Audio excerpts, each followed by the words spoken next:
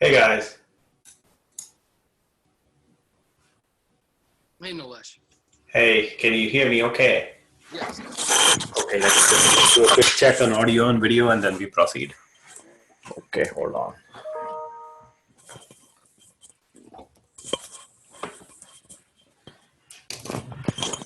Okay, adjusting my microphone right now. There we go. So,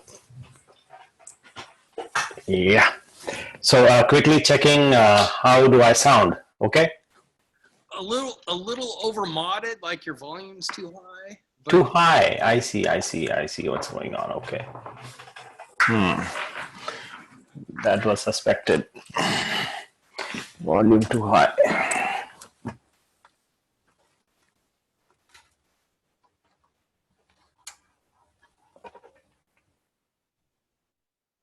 How about now? Is it different? Better? Better, yeah. Okay. Yeah. So better is good. So Yeah. not over modded now, right? Correct. Okay, good to know. Yeah. And that was nice catch. I was suspecting that, and it just was caught in time. So we have our audio problem solved. Let's see if we can share the screen properly. Is this screen getting shared? Yes, it is. So you should be able to see my screen right now, right? Do you see my screen?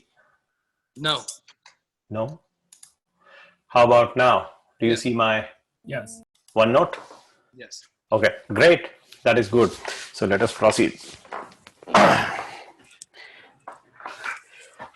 So what I'm doing right now is going to quickly recap what did we do the last time, and then proceed forward.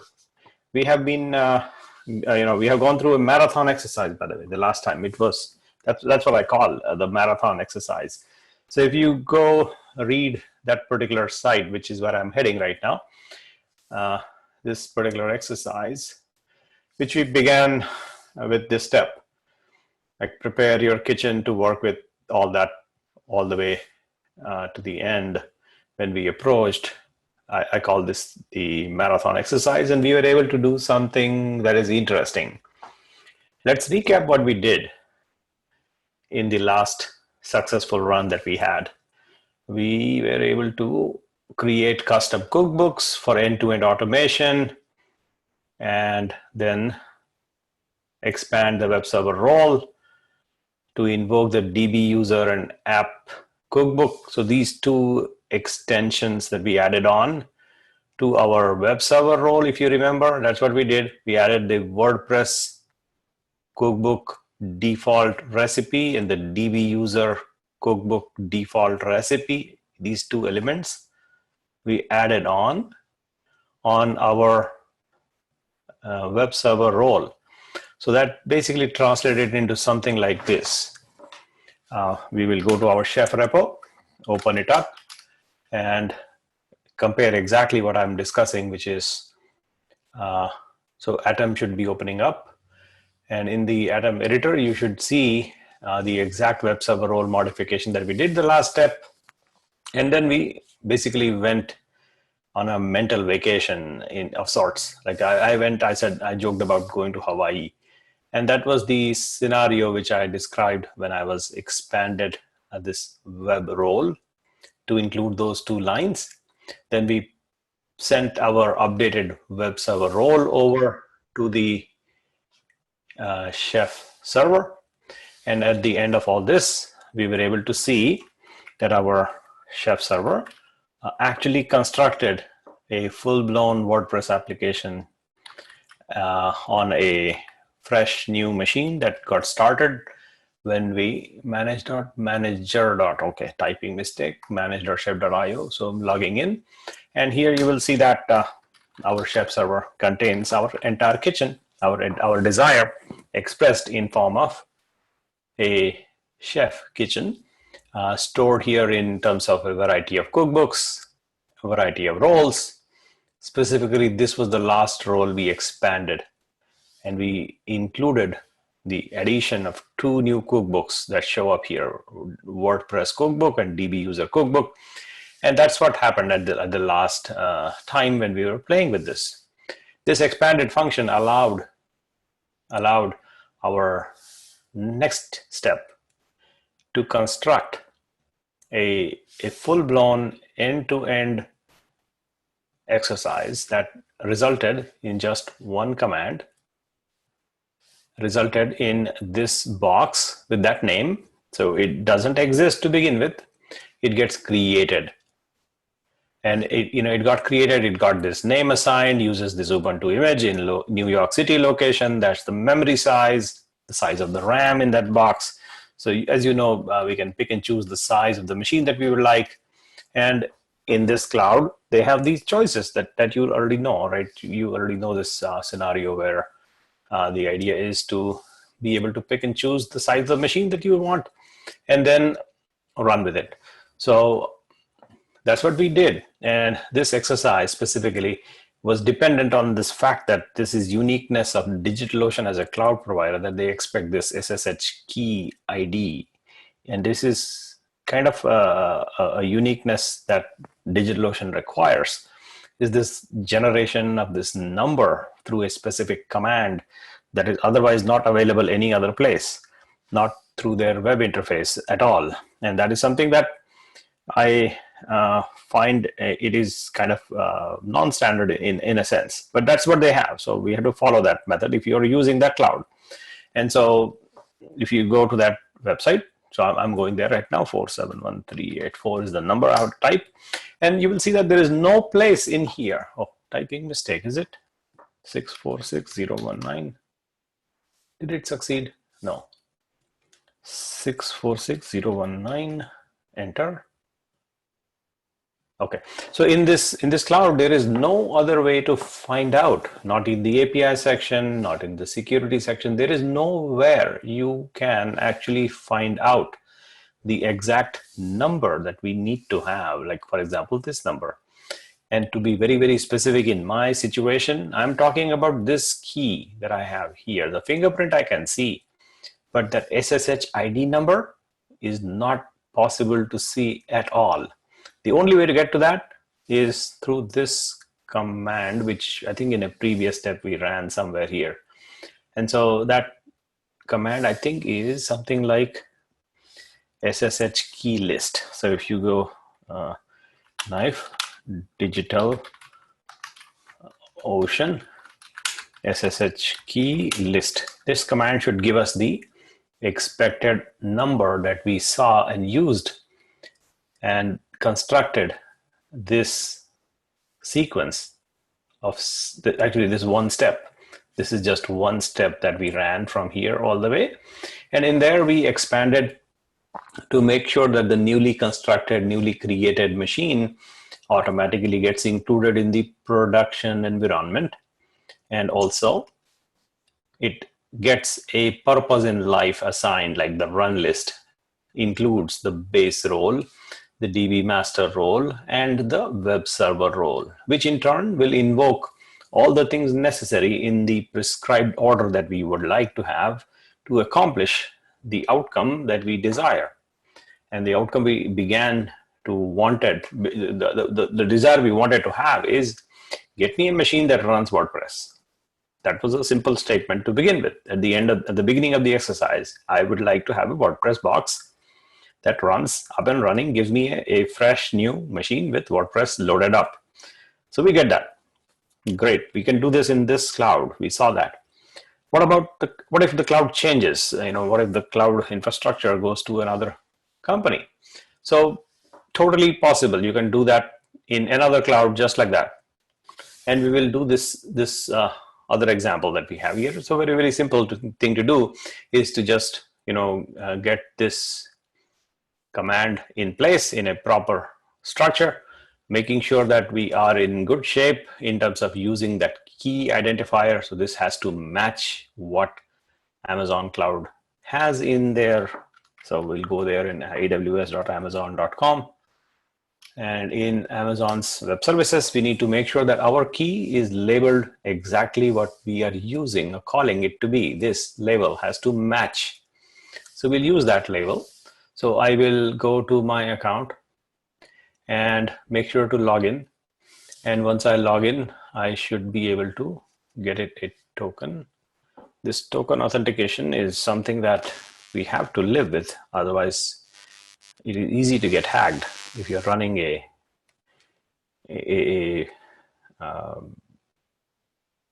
business using the cloud. You need to make sure that you are using this kind of second factor authentication. Absolutely. And even if you're not using cloud for, or just about anything for a business, you should use second factor for all critical functions in your life, such as banking, credit card, and things like that, brokerage, at least those things. And your email system, they should all be protected using second factor. So in our example, what are we doing is going to the region, Oregon region, for example. And in there, you will find that in EC2, I don't have my key, my correct key that I'm expecting, this key with that name and the actual public key that I have here. So for example, cat, this public key, I don't have it in the Oregon region. So I need to provide this public key to Amazon, and I will take that public key right now, right here, right click, copy. And once I copy, I go to Amazon and give it to them. So here we go.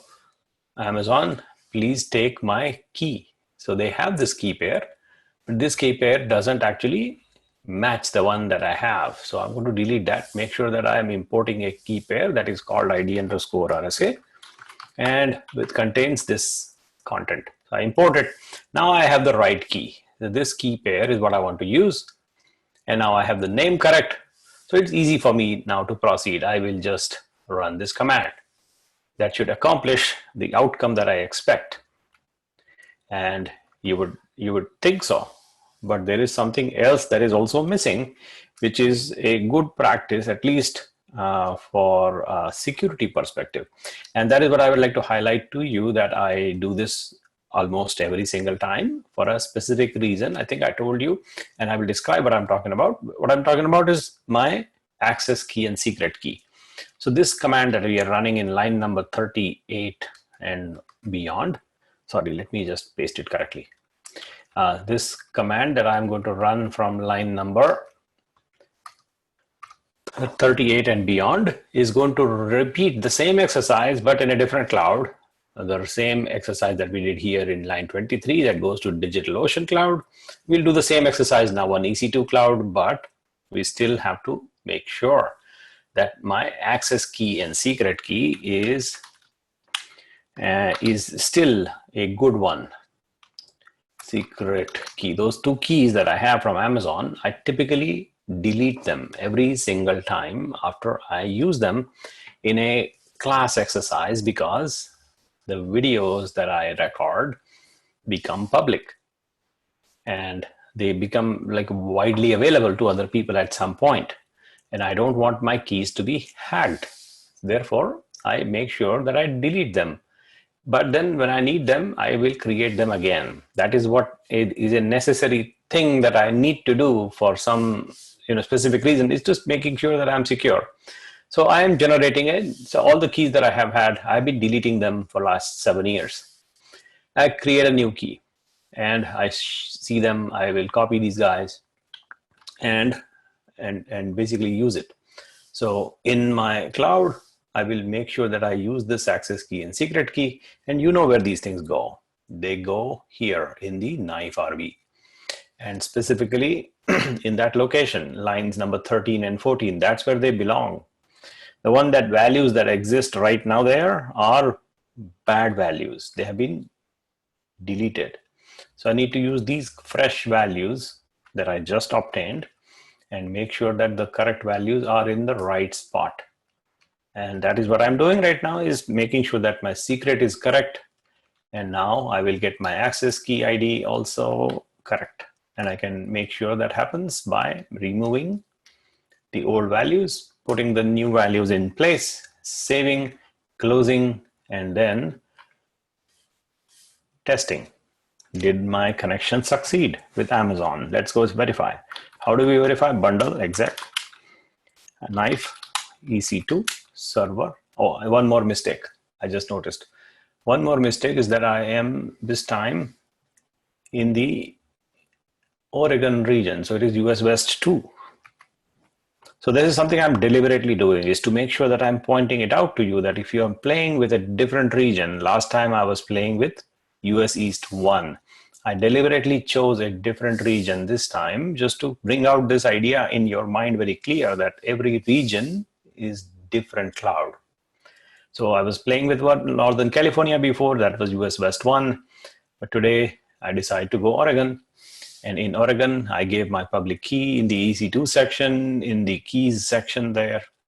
And that's where my key pair is there. This one, I have it there.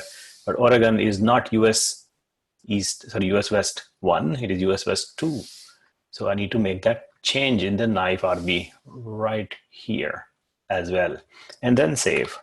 And when I save, I should be able to run this command. And yes, questions are welcome.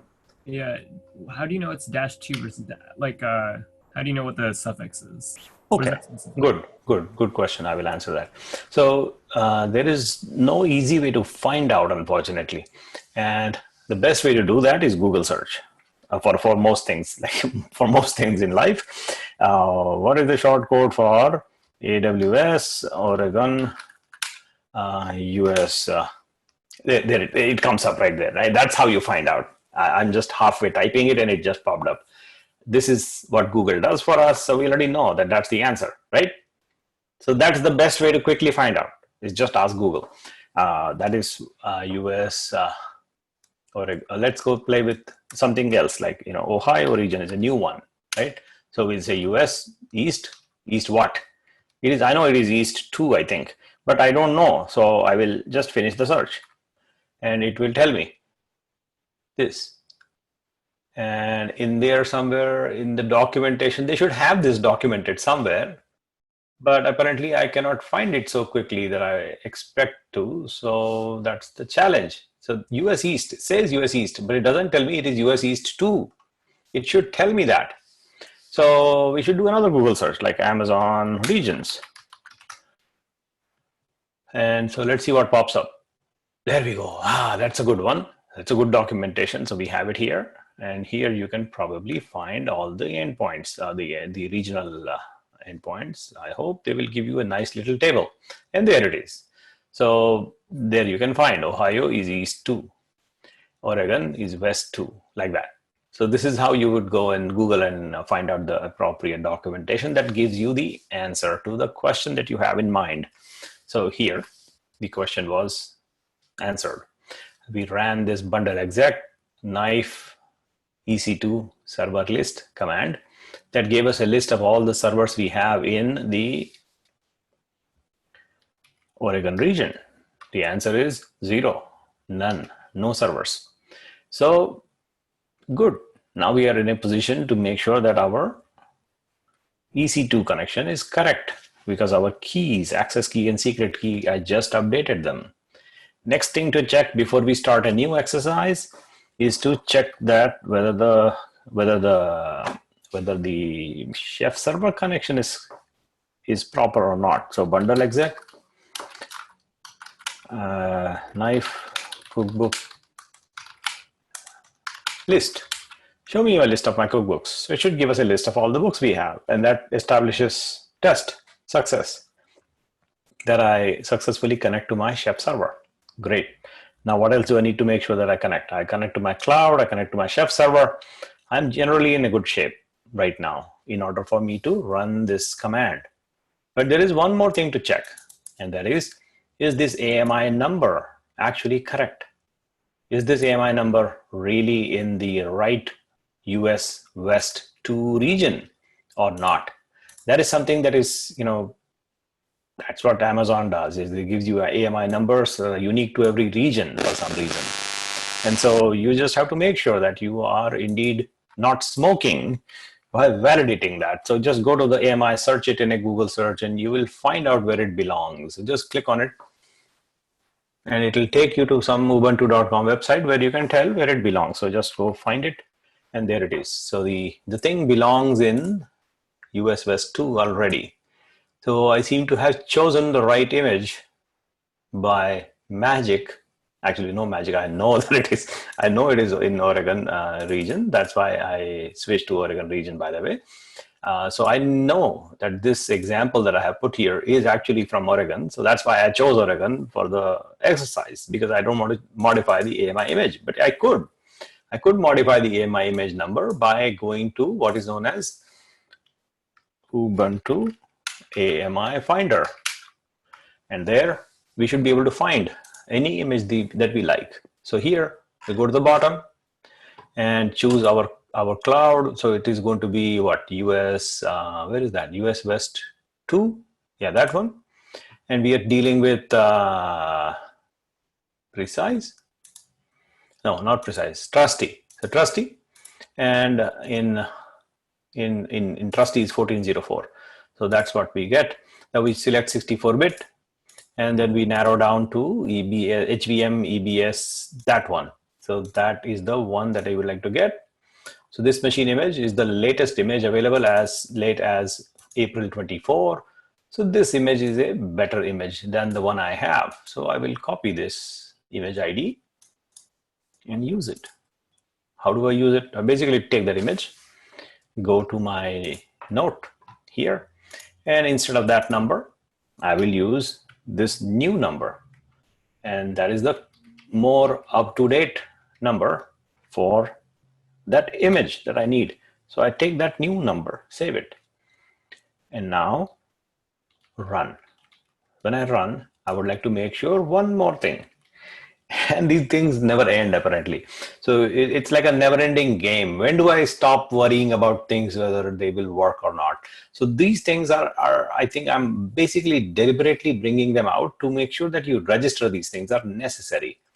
Those things that are necessary are making sure that your machine that you have. So let's say, for example, I want to have, a connection I want to establish with this newly minted. Let me get my ink going. Okay, ink is working now, is it? Yes. So this freshly minted Ubuntu server I have, and I'm here sitting with my workstation, and I want to connect to it, right? So I need to open some ports. And I know which ports I want to open. I already know that. 22 for SSH connection, 80 for my HTTP traffic, and 443 for my HTTPS traffic.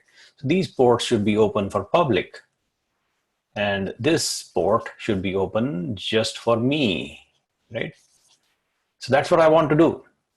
But I want to make sure that these are actually open. So how do I do that? You go to Oregon Cloud. I should call it the US West 2 region of Amazon Cloud, as opposed to calling it the Oregon Cloud. But if you think like Oregon is a separate cloud, I think that will help you in understanding concepts much better, because they treat it like that. It's a separate cloud. Oregon Cloud, Ohio Cloud, and Virginia Cloud, and San Francisco Cloud. That's how they treat it, like independent entities. So that's why I tend to call it the Oregon Cloud.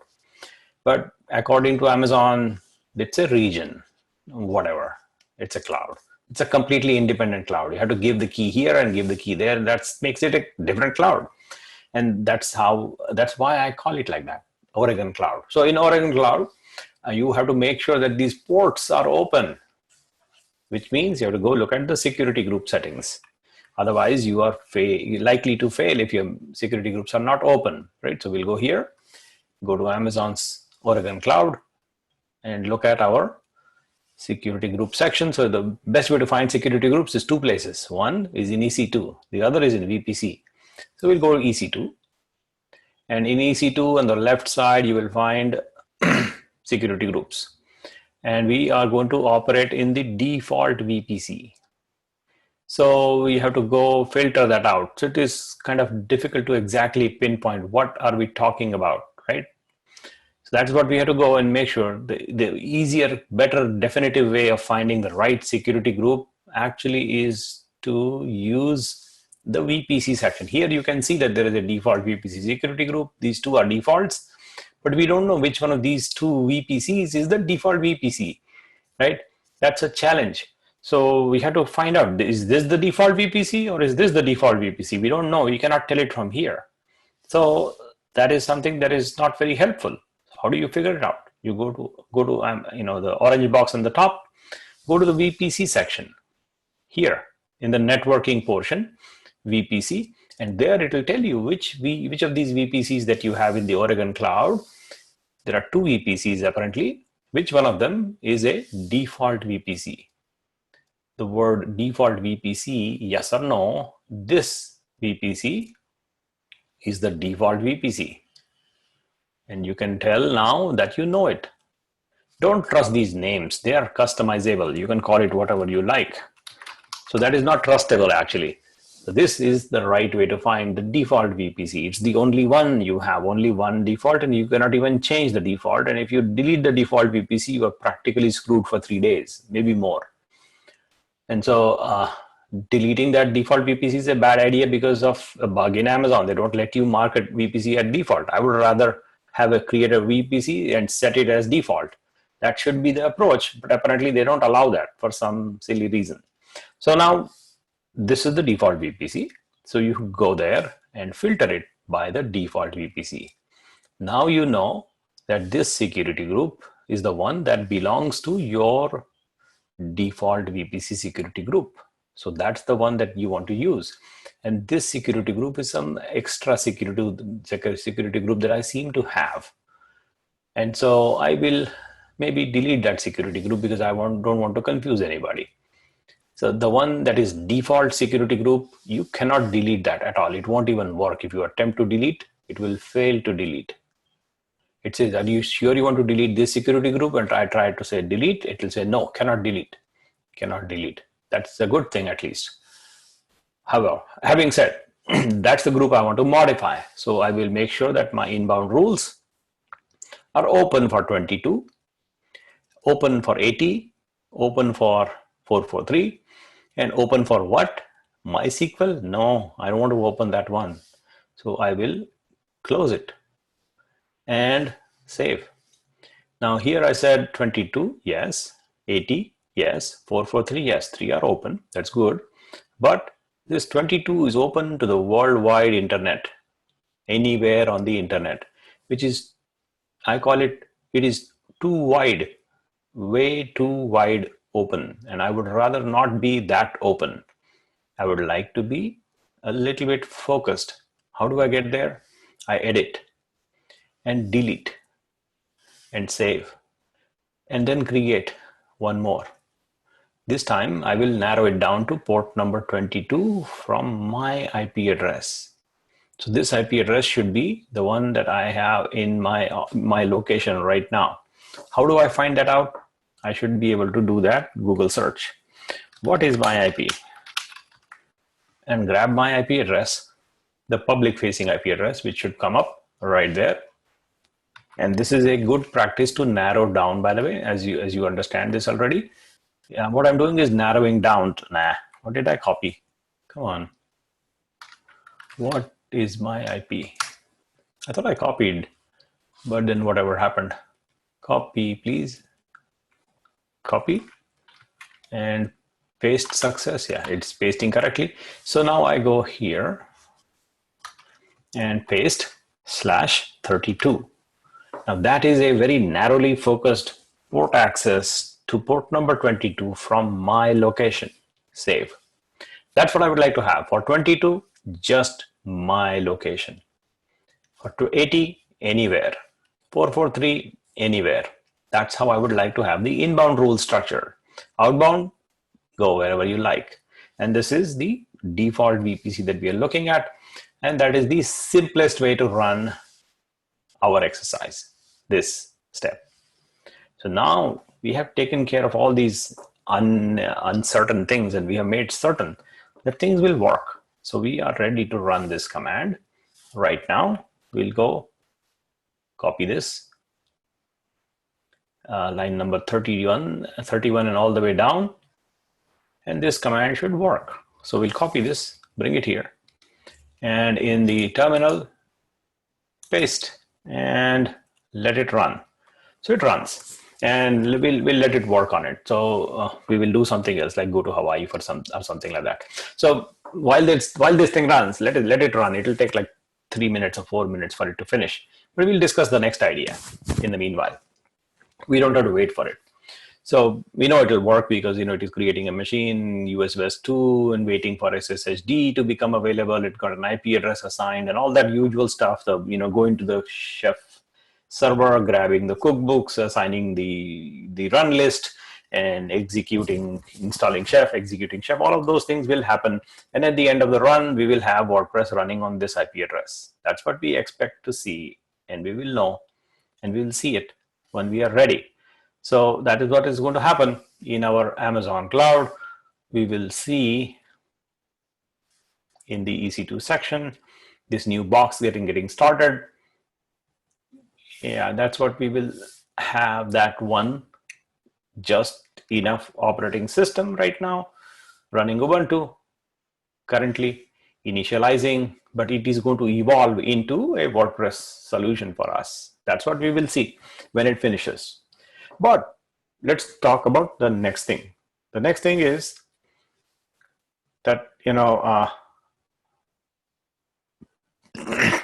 what I want to do is help you understand the subtlety of not using the default VPC. So here we are using the default VPC because we are silent about it, right? When we say nothing about it in the command here, in the command that we just ran, this command, there is no reference to any kind of a VPC at all. There is no reference to VPC, and so no reference to security group, no reference to subnet, no reference to anything that is extraordinary or out of the blue as you would like to find. It is very basic. So when it is not called out, when VPC is not called out, it will automatically pick and choose the default VPC. That is the reason why I worried so much about the default VPC here in the EC2 section, in the VPC section, and made sure that the security group is open, and in the default VPC, that's the whatever is what we are using right now. This one, whatever, that's the default VPC. So that's what we are using. So I made sure that these things are actually going to work for us, because I know that when we are silent about it, it automatically picks up the default VPC, as you can see. And that's what's going on. But what if, by the way, it succeeded? So it says this thing is running, and so it came back as success apparently. Yeah. So we should be able to see our WordPress in a minute as soon as I open this IP address. I say copy, go back to our browser, and say paste. Come on, paste, and go. So this thing will open up a new WordPress, as you have seen already. It's waiting for us to, it's a very small T2 micro machine, so it's a slow machine, but whatever. And let's go. And you fill the information and you submit. And the way we have chosen these variables for us is kind of convenient. Which conveniently chose the username for the username, and password for the password. So we don't have to modify these things here. Just to be quick with the exercise. So I submit, I proceed, and say install, and then install now. I think I made a mistake, and there we go. We have to fill it up now.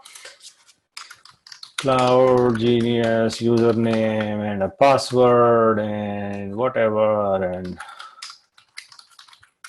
there we go. And it runs and installs, and everything is now working. Good. And I can type it in and log in and all that good stuff. And here we have our WordPress running. So there is our site. Boom. That's what we did. Right? We expected this to happen. It happened. And I'm not super impressed, because what I find in this design is that we are going to talk about slightly higher order concepts, which is, yes, we accomplished whatever we wanted to, and we have the thing running and all that good stuff. But yeah, lame. I just called it because I want to go slightly better.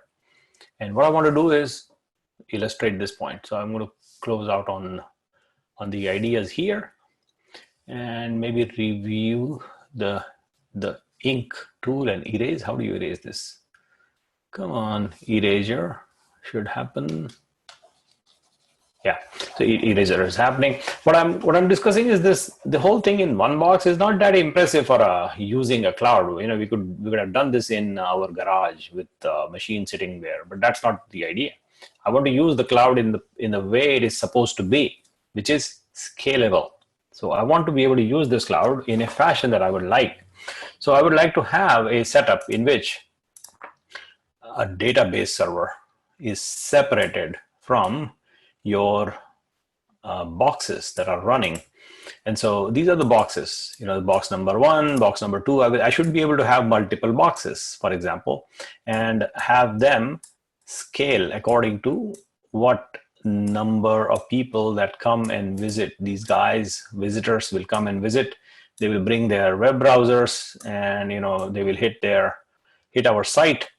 Our site will get this access from multiple people. That will happen, and these guys will hit what is known as, let me draw again. So I'm going to get my ink tool again working, and this is what is considered a load balancer. It is going to balance the load among multiple boxes. And then these boxes in turn will connect to the database server on the backside. So this is going to be your MySQL database. So I would like to have the MySQL server database separate. Right now, all of these things are running on this freshly installed Ubuntu server right here. We have the Apache server running. We have PHP there. We also have MySQL server running there. And so all of these are loaded on one box. And that's not how you design a real application. You would like to have scalability in the app layer. And so that the application that you have here and here and here should be able to grow and shrink according to the need of the users. How many users hit your load balancer?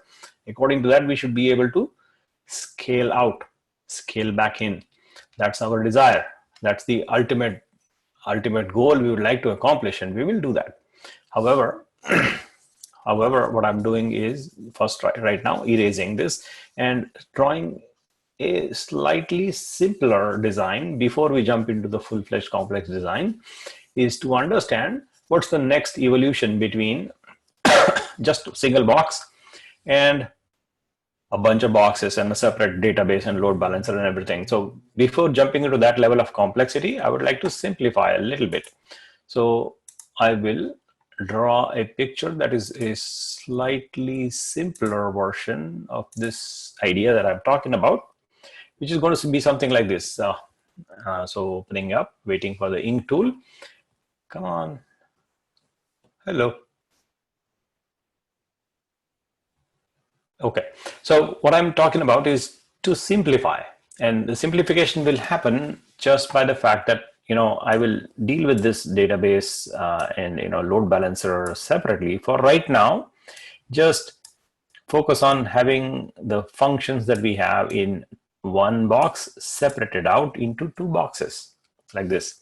So when this dude, as a visitor, when they visit our site, that we should be able to have this person focus on the application layer separated out from the database layer. That's the simplest distinction I should be able to make.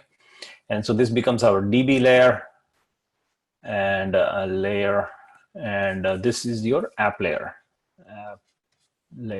So that separation of functions, separation of concerns is what I'm trying to accomplish. Is I would design my infrastructure, running my application in a fashion that I have my functions, or rather purpose in life, my run list distributed. So this one should have a run list that contains Apache server. It should also contain the WordPress application. It should also run PHP. And all of these should be on the Linux box. Whereas this machine should have a Linux box running my database and some code to manage MySQL. And that's how I would like to have structured these two boxes, box number 1, box number 2, separate. So that's the idea in our next exercise, which is coming up actually right there. And this idea essentially is to address separation of concerns. And that is conceptually very, very simple. If you understand the concepts, it is very simple. And that's the next step. So next step, you think about and read that. What we are really doing is, use DigitalOcean servers since the network is open. And this is just as you go do things first time, I suggest that you use this particular cloud because it is a whole lot simpler to deal with as opposed to dealing with the VPC and default VPC and security group and this and that. So yes, you should use all these complex terms, but to simplify your understanding of making it clear in your mind, using a simpler cloud helps. That's what I'm suggesting in this exercise. We begin with DigitalOcean, but then we'll expand into larger complex clouds also. So that's why I stick back to DigitalOcean, since the network is open and troubleshooting is easier and all that. And later on, we try the other VPC clouds and all that good stuff. But for right now, we want to make sure that you want to create a separate web server, application server, as one box, and the other box becomes your database server. That's the design. I would like to break the part into two parts. And so that we can then allows us to grow and shrink our application server base as we go along. That's our ultimate goal, is to be able to scale. And we can accomplish that by making sure that our infrastructure is designed to scale. So we are breaking the program, breaking the run list specifically like this. We are going to modify our database master .rb file like this. So what we are doing is, earlier the database master role was just these guys, 1, 2, that's it. Those two things were there in our current DB master role. We are going to add these 3 lines, and for a specific reason, like I mentioned. If you go look at our DB master role right there, it contains what? Base role and your SQL cookbook default recipe. That's what it contains. So we want to expand it like the picture said here. The picture said, get me some PHP and MySQL also in your database box. And then we will target this second box with the DB master role. That's all we will play on that box, plus of course base role and DB master role. That's the 2 roles we would like to apply to this box. And this box, we will get the base role and the other roles that we have. The other functions apart from, we will remove the database portions from the other role. That's what we intend to do. You can see that we are doing it already in the DB master role.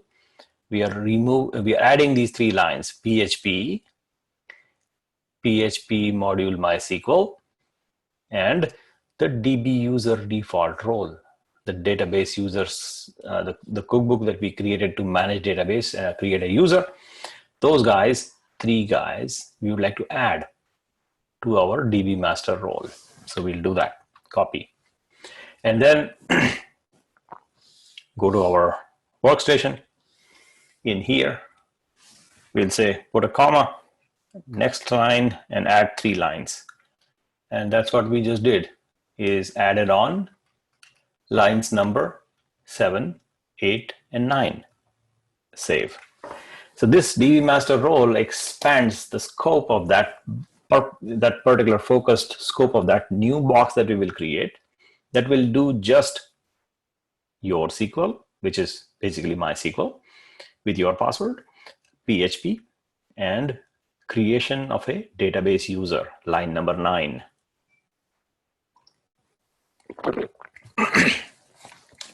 With that expanded, we should close out on that file. And excuse me, look at this file.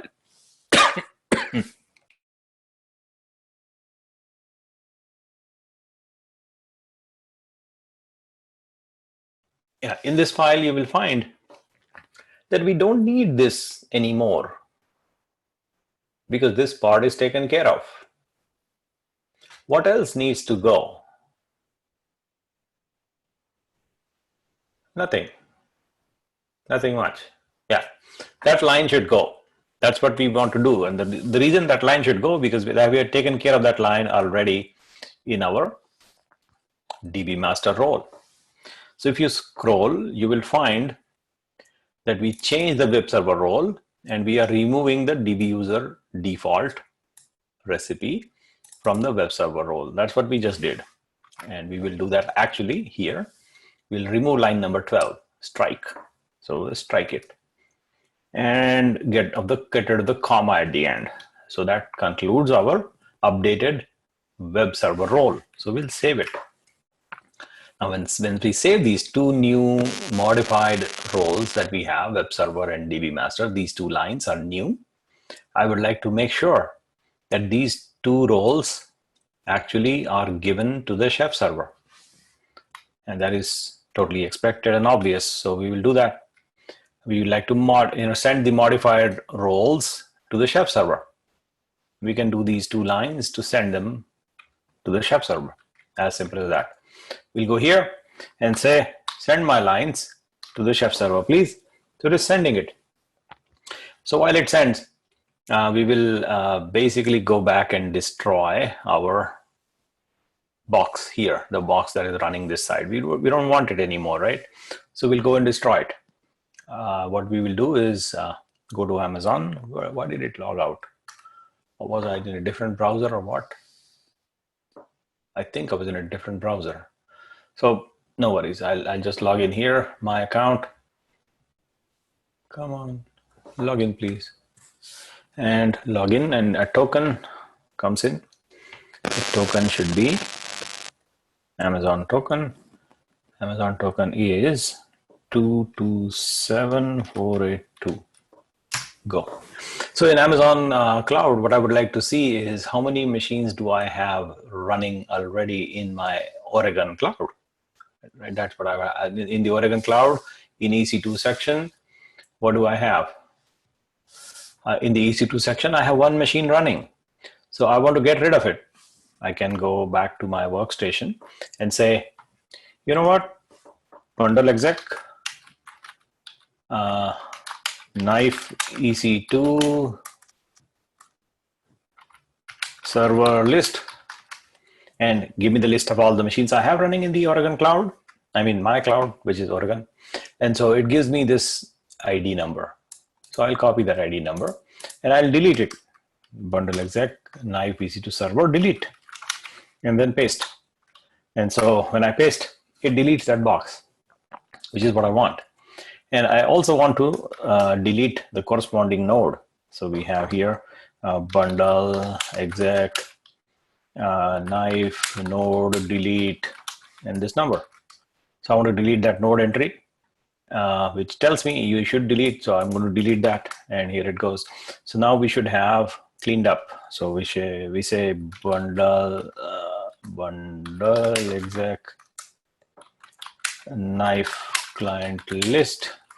We should get nothing, I guess. It's still there. I'm going to delete the client, it seems.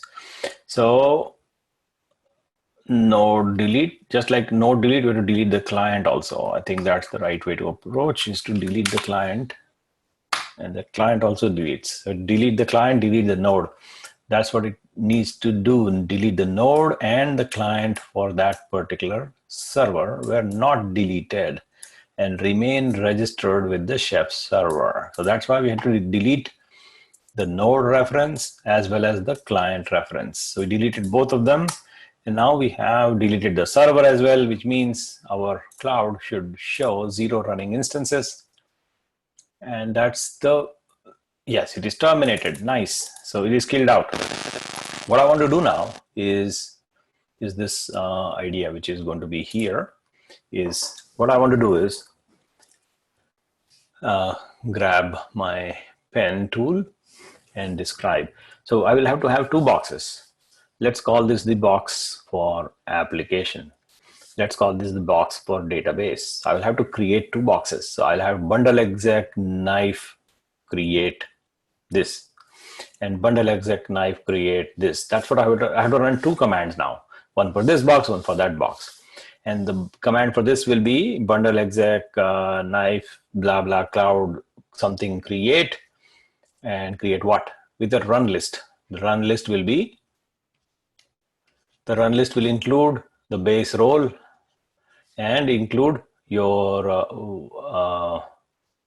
web server role.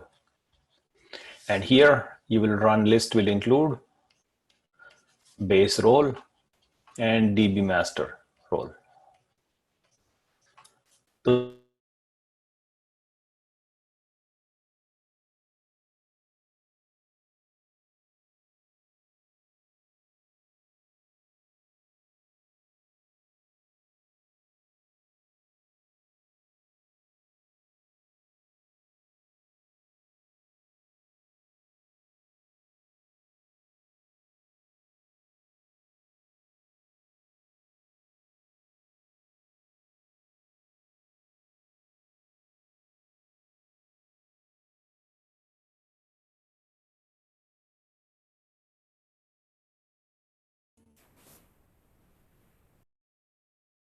hey, can you hear me?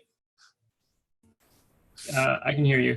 Yeah, I think I got disconnected on the machine for some reason. Don't know what happened, but I came back online and I will resume on the other machine here. Give me just a second. Just a second. So switching keyboards, apparently that's what's needed. So on the other machine, I am going to start projecting my screen again. The other machine, I think it died. Something happened. So that basically means we'll have two different recordings. That's what it boils down to. We need to put these lectures in the cloud so you can hot swap over to a new machine whenever one fails. I know. I will create that technology at some point. But I just switched over to another machine. I'm sharing my desktop right now and beginning that OneNote thing again.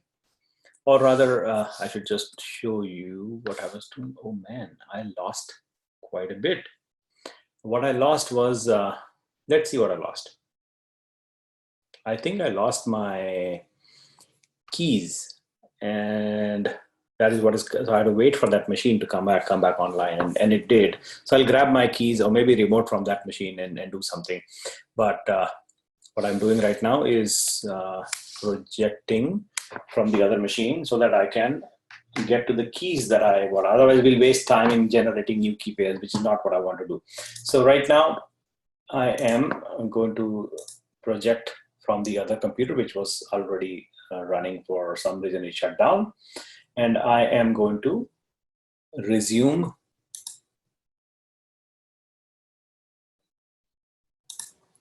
that projection from the other computer, which is what I'm waiting for it to happen. So I'm stopping sharing from this machine and starting to share from this screen to continue what we were doing right now. And here it goes. And now you are back in business. I hope that workstation got saved. The workstation is starting up, and we should be able to power it back up and continue with our exercise, which is what we wanted to do. So that's what I'm doing right now, waiting for that machine virtual machine to kickstart, and we will resume from the point at which we were. And that's when machines die, these things happen. So back in Amazon Cloud, what we were discussing, I think it disturbed my train of thought a little bit, but no worries, no worries. I'll bring it back. Okay, OneNote, come on. Yeah, DevOps section. Don't tell me you have data loss, OneNote. Oh, there it is. So yeah, we're discussing this run list, base and DB master, and it died at that moment. So that's two commands we have to construct. And if you look at our exercise that we are doing, it'll exactly call out these things as we go along. So it will say, modify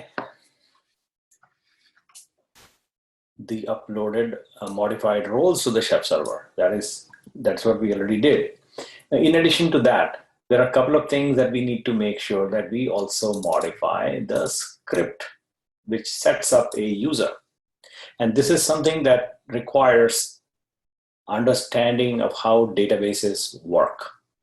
And this is something that is unique to every database. So, every database will have their own methods of dealing with user privileges, and that's what we are going to focus on right now. And we are using the MySQL database, as you know. And so in that MySQL database server, the user privileges, as opposed to any other database, are structured slightly differently. And it basically boils down to how the database is designed. So in MySQL, the idea is if you run MySQL server on this box, say, for example, this is a box, that box will be generally called localhost. And then for every user that you create for the database that you have. So this is let's call it the database server. And so I'm talking about some access principles and user credentials and permissions about who can access database number 1, database number 2. You can have multiple databases inside one database server. And you can have multiple users, user number 1, user number 2, and you can have these users sit on the local host machine itself, or you can have the user sit on a different box. That is also possible. So in making sure that the authentication, how authentication of a user works in MySQL, that's the idea that I'm describing to you, which is in authorizing a user number 1, for this user to be able to access the database number 1 while the user is on this host, you have to specifically call out, allow permission for user 1 at this machine, allow this user, localhost, allow it to access to the database number 1. And you say allow. And if this user number 1 happens to be sitting on this other box, then having that user number 1 sitting on the other different box here, maybe user 1 sitting here, that same user, if you want that user to have permission on the same database, you have to, sorry, not number 2, but number 1.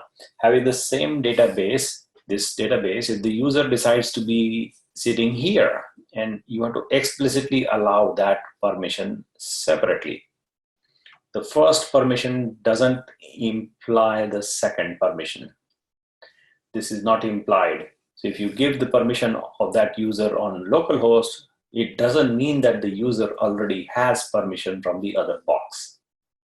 You have to get explicit and allow that separate user on the other box can also access this database.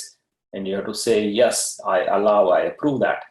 And only then this access will be feasible. Otherwise, access will be denied. And that scenario is important for our discussion, primarily because we are going to use an app server where the user will belong. Our user is called username. That's the name of our user. Its password is password. That's the password for our username user. And it decides to sit on the app box. This database box is going to be different in this example that we're going to deal with now. And so that database box, let me make sure that I shut down these other things that are not necessary. Otherwise, that may be the reason why the machine crashed. So I'm going to quit a bunch of things right now. I don't want to have another crash happening. And so I'm just quitting unnecessary things right now, making sure that I don't invoke a crash once again. Okay, back here. So this user called username with a password called password will be sitting on this box called app box and will connect to the database here called WordPress on the database box. So this is the DB box, this is the app box, and we will run the base role and the web server role here, and the base role and the DB master role here. those are also this. We have to make sure that this user sitting on the other box, not localhost, not localhost. Localhost will be this box for the database. So we have to say not localhost, but the other guy, this guy, needs to, this user sitting on this box needs to get permission to access this WordPress database on this box. That's what we are really making sure in a change that we will do right here. So modify the dbuser cookbook script called install dbuser sh script, this file, to include an account for remote access to the MySQL database. So we have to go modify this particular script in our cookbook called dbuser, files default, install dbuser.sh, and that is what we need to make these changes to the script above quit stop. So you will find that you have to make these changes just above the quit stop as a reference in the cookbook. So we will go here, copy these guys, go to our workstation right here, open up terminal, Atom opens up, and in there we will have to go and make those specific changes to allow permission from the other guys. So that is what we are going to expand. What we're going to do is in our DB user cookbook, we have files and default and this specific script that grants privileges in the lines 36 through 39. And you can see that these privileges are granted when the username is at localhost, only at localhost. So we want to expand these guys to include other hosts. So we'll say, I'm going to paste from the web browser, paste it here, and you can see what the changes are. They look different. We are putting a %sign as opposed to localhost. And that change is what we are really accomplishing by removing the reference to localhost and allowing it to come from any other host. %sign is a catch-all asterisk, a catch-all wildcard, if you will, for database permission privileges assignment. So this %sign basically helps us expand the scope from not just localhost, but beyond to any other machine.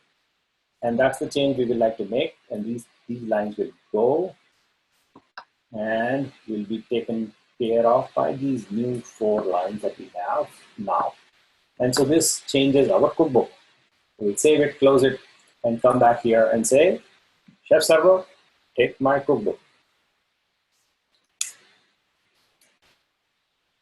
So bundle exec, knife, cookbook, upload. What's the name of this DB user? And from the site cookbook location. So take my cookbook, please. So it takes that and it sends updated cookbook to the chef server. So we can see that it updated that particular cookbook. I will also watch one more thing in the task manager to keep track of what may have caused the issue, the crash which happened. And so I think this is the suspicion. I suspect memory. I have 16 GB on this, and I think I ran out of memory for some reason. There must be a leak somewhere in the application. So we'll stop using this machine. We'll go back to the other machine that I had. This is another machine I was toying with. So it crashed today for some reason. I will keep this window on the side open just to keep an eye on what's going on.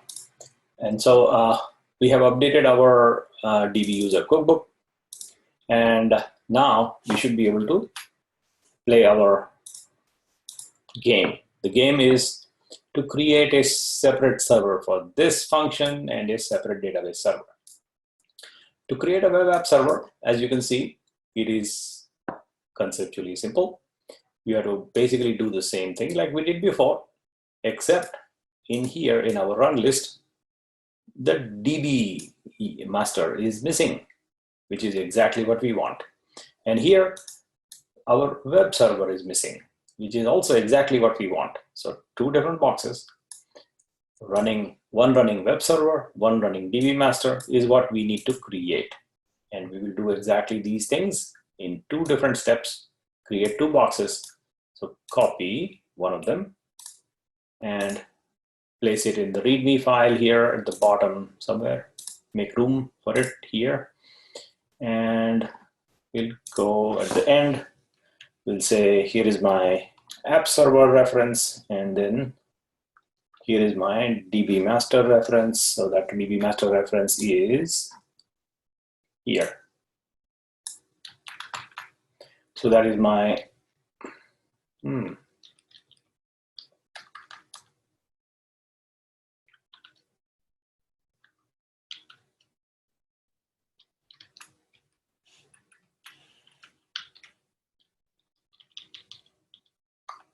and so these two are now the commands that I would like to have.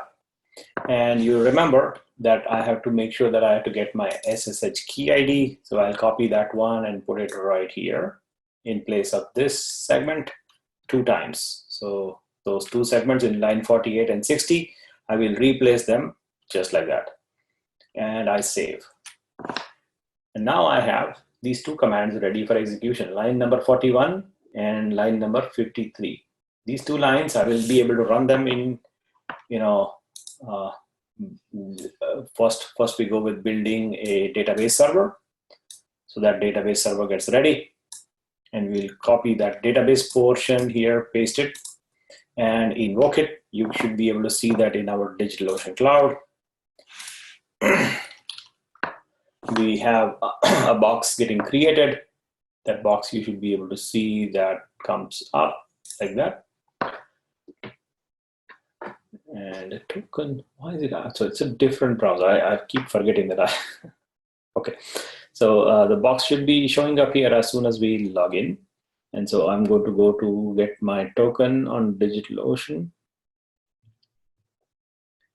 right now, grabbing the DigitalOcean token. Come on, give me the token. There we go. The token is 296.172, and there we have DigitalOcean showing us a new machine getting created. Not yet. Why? Did it not succeed? Okay, unable to authenticate. That is expected, because I forgot that just like usual, I delete my tokens, my secrets, my authentication methods. So this line number 16, I managed to delete that token already the last time when I ran that exercise. So that token line 16 from DigitalOcean is bad already because I destroyed it. So I need to create another one and then use it for today. So today, this is for today. And so I will generate that token, copy it like this, bring it to my VM and say, hey VM, that token is bad. So don't use it. Use this one instead and save. So close. And now invoke. So invoking is basically repeating the same command, boom, let it go, and it will run. This time it will run just fine because the token is valid. I had deleted the token. This one I just created. So there should be a new droplet popping up. It's called DB server. It's getting created with a database server running and nothing else. That's what we want. And of course, our password, our chosen password should be there.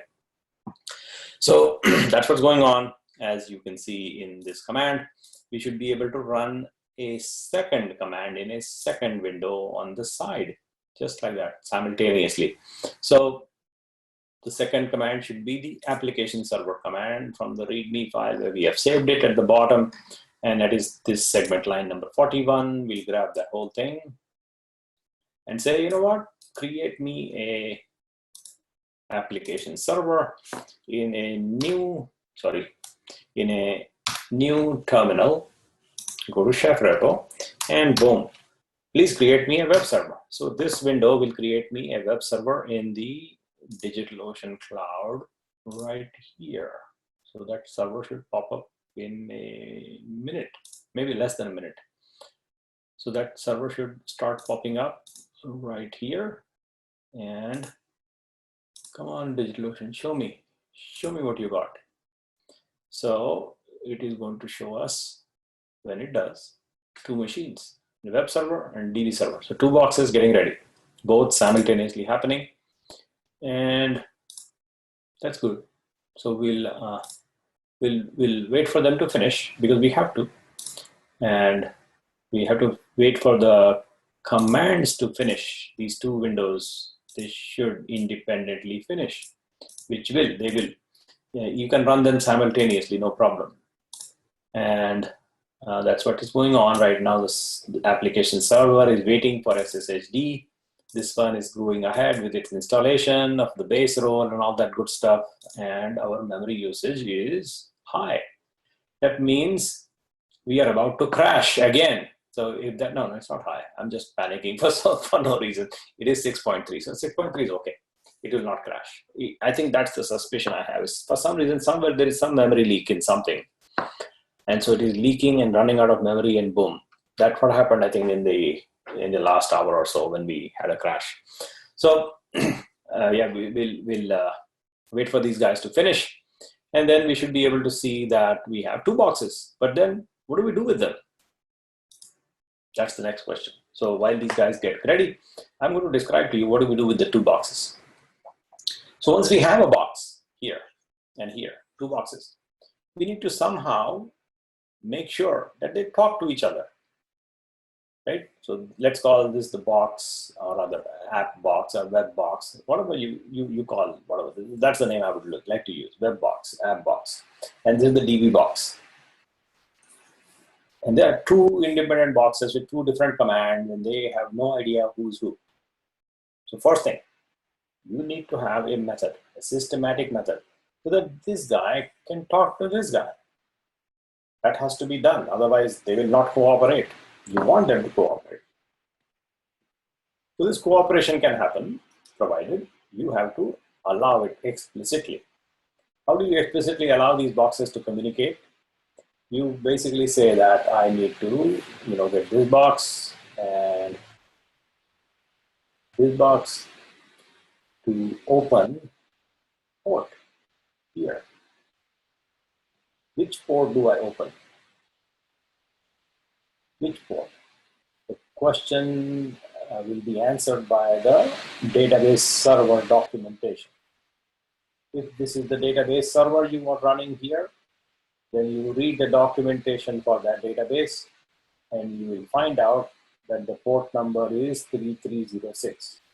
How do you find that documentation? Quick answer. You go here and say, MySQL port. Boom, you get the answer right there, 3306. That's how you do a quick Google search to find the answer. You can actually go and boom, read more about it in the proper documentation, and there is the answer. The default port is 3306. So you go search for it, and there it is. It says it is listening on the default is 3306. Of course, you can change it, but we did not change. So that means we are using the default port, which is fine. And that's what we have to go and open up. Now in DigitalOcean, everything is wide open.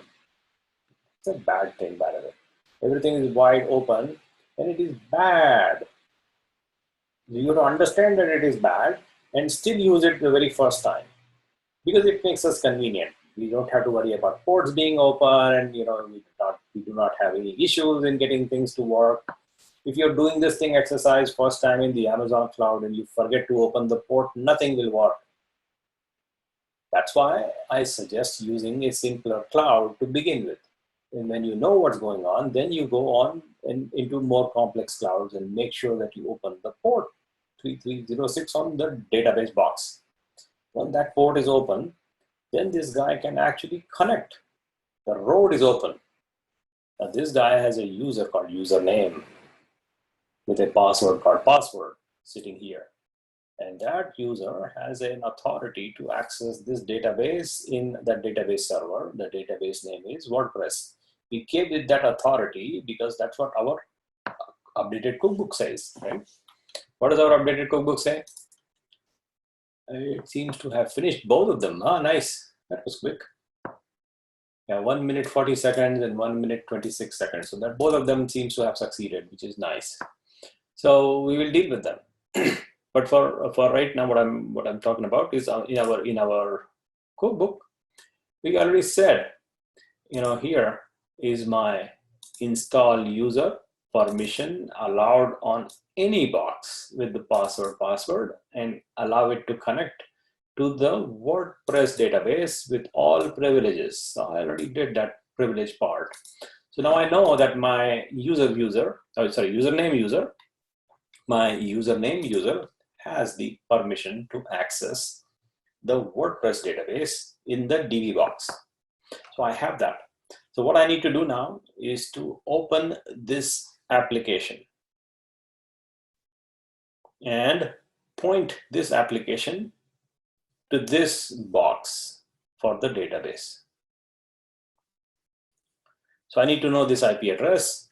I need to know this IP address, which I do already, by the way. I have it right here. I have 2 IP addresses. I need to open this IP address for the web server. So I copy it and I go to a new tab and open it, and it opens. And there we have WordPress starting up. We'll continue. And it says we need to know the database name, the username, password name, and host name, and this and that. Okay, we got it all. Yes, let's go. And so here, the database name is WordPress. Yeah, of course. Username is username, right? Password, yeah. But database host, is that really local-host? Are you running my MySQL database on the WordPress box at this IP address? I don't think so. So where is it? What is your database host? Anybody? Any takers? I mean, it's right there is your database IP address. Correct. Copy this one and paste it right here in place of localhost. Boom. And then submit. This attempt will succeed because we have given the username user authority to connect to this database server with that database. And so we submit and it says, all right, Sparky. And so we have success. And that's what, yeah, but we don't need to finish the next step because they're pretty boring. But if you want, I can do that. Like, here we go. And so, come on, yeah, deletion 1, 2, 3, and okay, there we go. So it will run, there we go. So you have WordPress running now, and we log in, and we are using 2 boxes. So the difference in this exercise versus the other exercise gives us the beginning point of understanding scalability. And implemented that. We did implement it right here, right now. So let's take this next step. So what I want to do next step is in if you visit the site, you can see that the site is functioning just like usual, except you are visiting the IP address for 104.131. That IP address belongs to the web server. This IP address is where you're visiting. That's what we designed to begin with. When we had a user, they will come and visit this IP address for the web server. They will not be going to this box at all. They don't need to. It is the web server that goes to connect to the database server, and the users do not. That is understood. Now, having understood this part, what I would like to do is go back to the view. If I'm missing anything here in the exercise, and no, I'm not. So I think we did this 2-part exercise of app server, database server in the DigitalOcean cloud. Now, for those of you who are interested in other clouds, here is a way to do the same thing in the Azure cloud.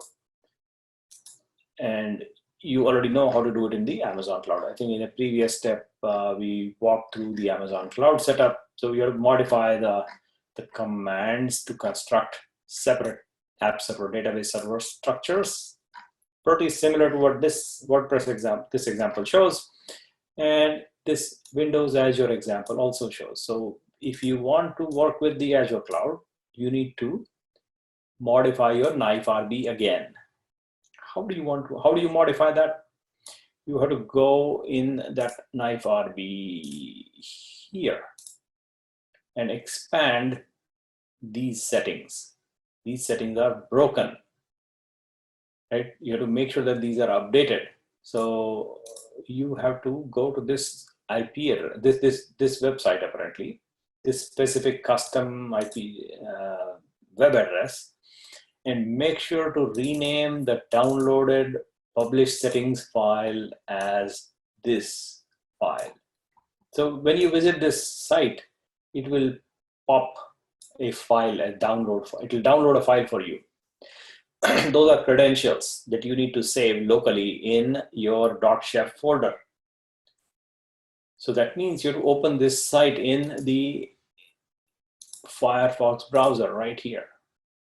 And when you do that, and you go to that site, and you log into your Azure account, it will drop a file on you right there, just like that. So I will open that site, boom, and it should, after I log in, it should give me a publish settings file. It will have a long name, like really long name of something. I would like to rename that file with this name that I have chosen for you. So this is my choice. I have chosen it to be this name, my Azure publish settings. That's the file name I have chosen in line number 25 for you. And you want to put that in the .chef folder right here. That entire file contains credentials for your Azure account. Once you have that piece in good shape, you should be able to operate on your Azure account, provided your knife gem file contains Azure, knife Azure to be specific. And I think this one may or may not. Let's go see if it has knife Azure in there. And there is. So there is knife Azure. That means this plugin set will correctly work with the Azure cloud as well. So our gem file already includes knife Azure.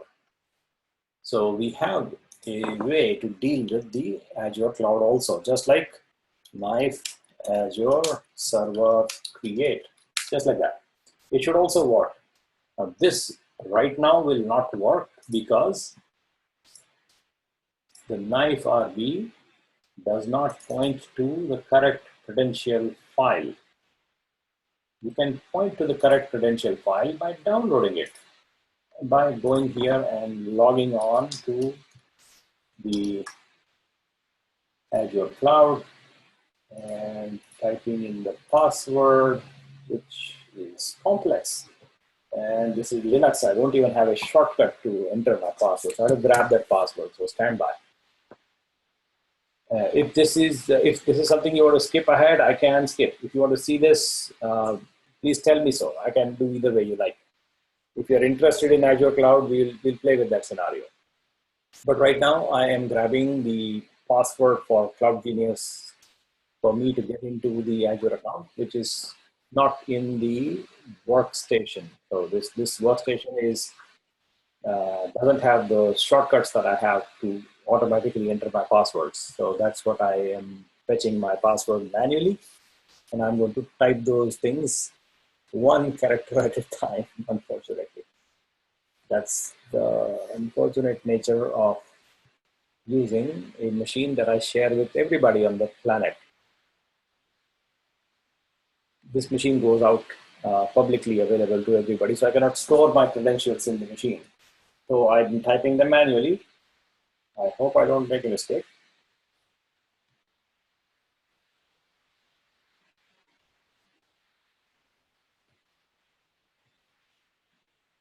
Okay, I typed in, now what? Oh, I'm getting an SMS message. Okay, the message is 452129. 452129. Sign in. And there I am now logged into, and there comes that file. So this file, I want to save it. So I save it.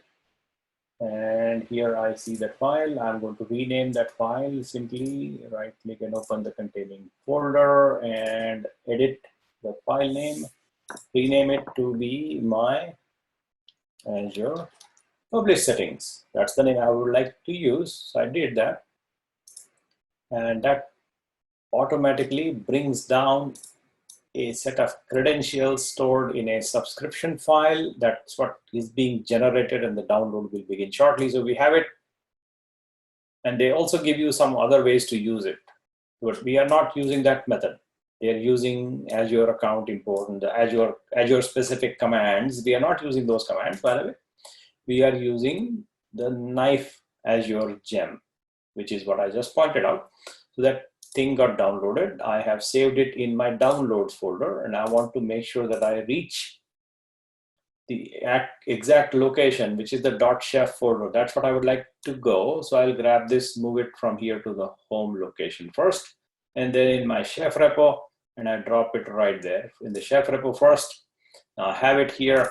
This is my credentials that I can see in my Atom editor, and I want to move this file. I want to move it from here all the way to the .chef folder. So I moved. That file showed up here. And now my knife RB correctly points to my Azure published settings file. So now my setup connects to, I hope connects to the Azure cloud correctly. That's my hope, because I have my settings file there. And that should suffice according to the knife Azure gem documentation. So I'm saving this, closing it out, and testing it. Hey Azure, show me your list. And by the way, don't type NIDE, type a knife, and prefix with a bundle exec and knife Azure server list. What do I got there? I should say, you got no servers in Azure cloud, and that's exactly what we get back. So that's the response I expect. And I got a successful response back from Azure cloud telling me that I don't have any Azure servers. Bingo. So that's how you establish connection to the Azure cloud. Once that connection is established, next step is super easy. All you need to do is go click here to README, scroll down, and modify the lines number 41 and 53 to replace the DigitalOcean reference. Matching, so these two lines we should be just reuse, and I'm going to make room for at the bottom here. So let's say make some room, go back to our command structure here and read. So here is a web app server way to do it, and here is a DB server way to do the same thing. So those two things are going to be in the Azure cloud. So we'll copy those things. First the web app server, and then the DB server. So both of them copied in one shot. Go back here and paste. So I pasted them. This is the DB server part. And above that, in line 65, we have the app server part. And I want to make use of a medium-sized machine in the US West Cloud of Microsoft. Use this source image that I have chosen already for us, and the username will be Ubuntu, and port number is 22, and this is the IDRSA file, which I am giving it to you in the command from my .ssh location, and put that in the environment production and the base role and the web server role and all that good stuff. So that's the structure of your command. Pretty much everything as is would work. The reason it works without worrying about keys, like in the Amazon cloud, you have to worry about the public key, and DigitalOcean, you have to make sure that you give them the public key. In case of Azure, you don't have to worry too much, because what Azure seems to do, and it's a nice thing, is that they will grab your 71, line number 71, this line. They'll grab your, this knife Azure does, what it does is it grabs the identity file from your local machine, converts a public key, pushes it over to the Azure cloud, and then uses it to instantiate a new server in the Azure cloud. So let's go play with it. I will like to play this game, specifically creating a web server to begin with, and copy and check. I see the memory usage is slowly growing. I can see that it was 6.5, 6.1, and it's now at 6.6. Somebody is hogging memory here. Who is that? We'll find out. Somebody's hogging, really hogging our memory here. It's growing slowly, 6.8 and 6.9. And so slowly growing up, which is leading to a crash. So we are going through a slow crash, by the way, and whatever. So I think we are done with most of the exercise before the next crash happens. So I'm not worried. So the demonstration that I want to make sure with a word of caution. The cautionary word is Microsoft is a company based on Windows. We are running Linux. And what does that mean? It means things may not work. That's the caution. You know, if you run something which the company is not really used to doing, I have found that 50% of the time when I invoke this command, it doesn't actually work for a variety of reasons. And these reasons are some of them are like teething troubles that I think Azure is running into when they're dealing with open source or dealing with Linux, because they're not used to it. That's the challenge. They're not used to it. That's one of the reasons why so many Microsoft employees take this bootcamp, is because they're not used to using open source. They want to learn, so that's a good thing. But having said that cautionary note, I'm optimistic today. I'm feeling optimistic that it will work. So here we go. I'm going to instantiate a new web server in the Azure cloud, paste, and go, and watch the fun. The fun will be two types. Either my machine crashes, which is this poor Windows, or the other fun will be this Azure cloud doesn't work. So both of them are going to be fun. So we'll watch this for like 2 minutes, see how it goes. This should work. I'm almost certain. I'm not absolute certain like in case of Azure cloud or DigitalOcean cloud or Google cloud. I'm absolutely certain when I run a command that it will work, barring acts of God or acts of war. Things will work. So that's what I have noticed. Or maybe acts of the internet. Sometimes internet goes down. But something seems to be happening, which is nice. So we'll go watch what is going on. Azure, can you tell us? So we'll go azure.manage. What's the name of the Azure cloud? manage.windowsazure.com. And let's see what's going on there.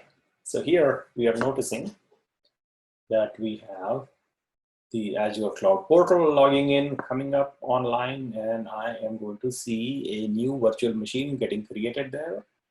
And that machine is right here. And it tells me that I have 0 machines.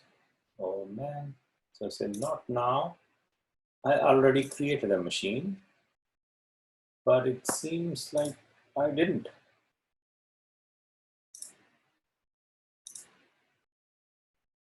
Okay, it says go to the new portal. Apparently I have to go to a new portal. So manage your machines in the new portal. So I said, okay. But whatever happened to the machine? Why doesn't it show in the old portal? Oh, it is waiting. So yeah, this is another crazy thing that I have noticed, is that it takes time. I mean, it is slow. And yeah. So that's the unfortunate part. I don't want to waste your time, by the way. So I am going to leave this running, and we'll revisit after 10 minutes and see what happens. But waiting for it, doing nothing is not my way of doing things. So I'm going to let it run.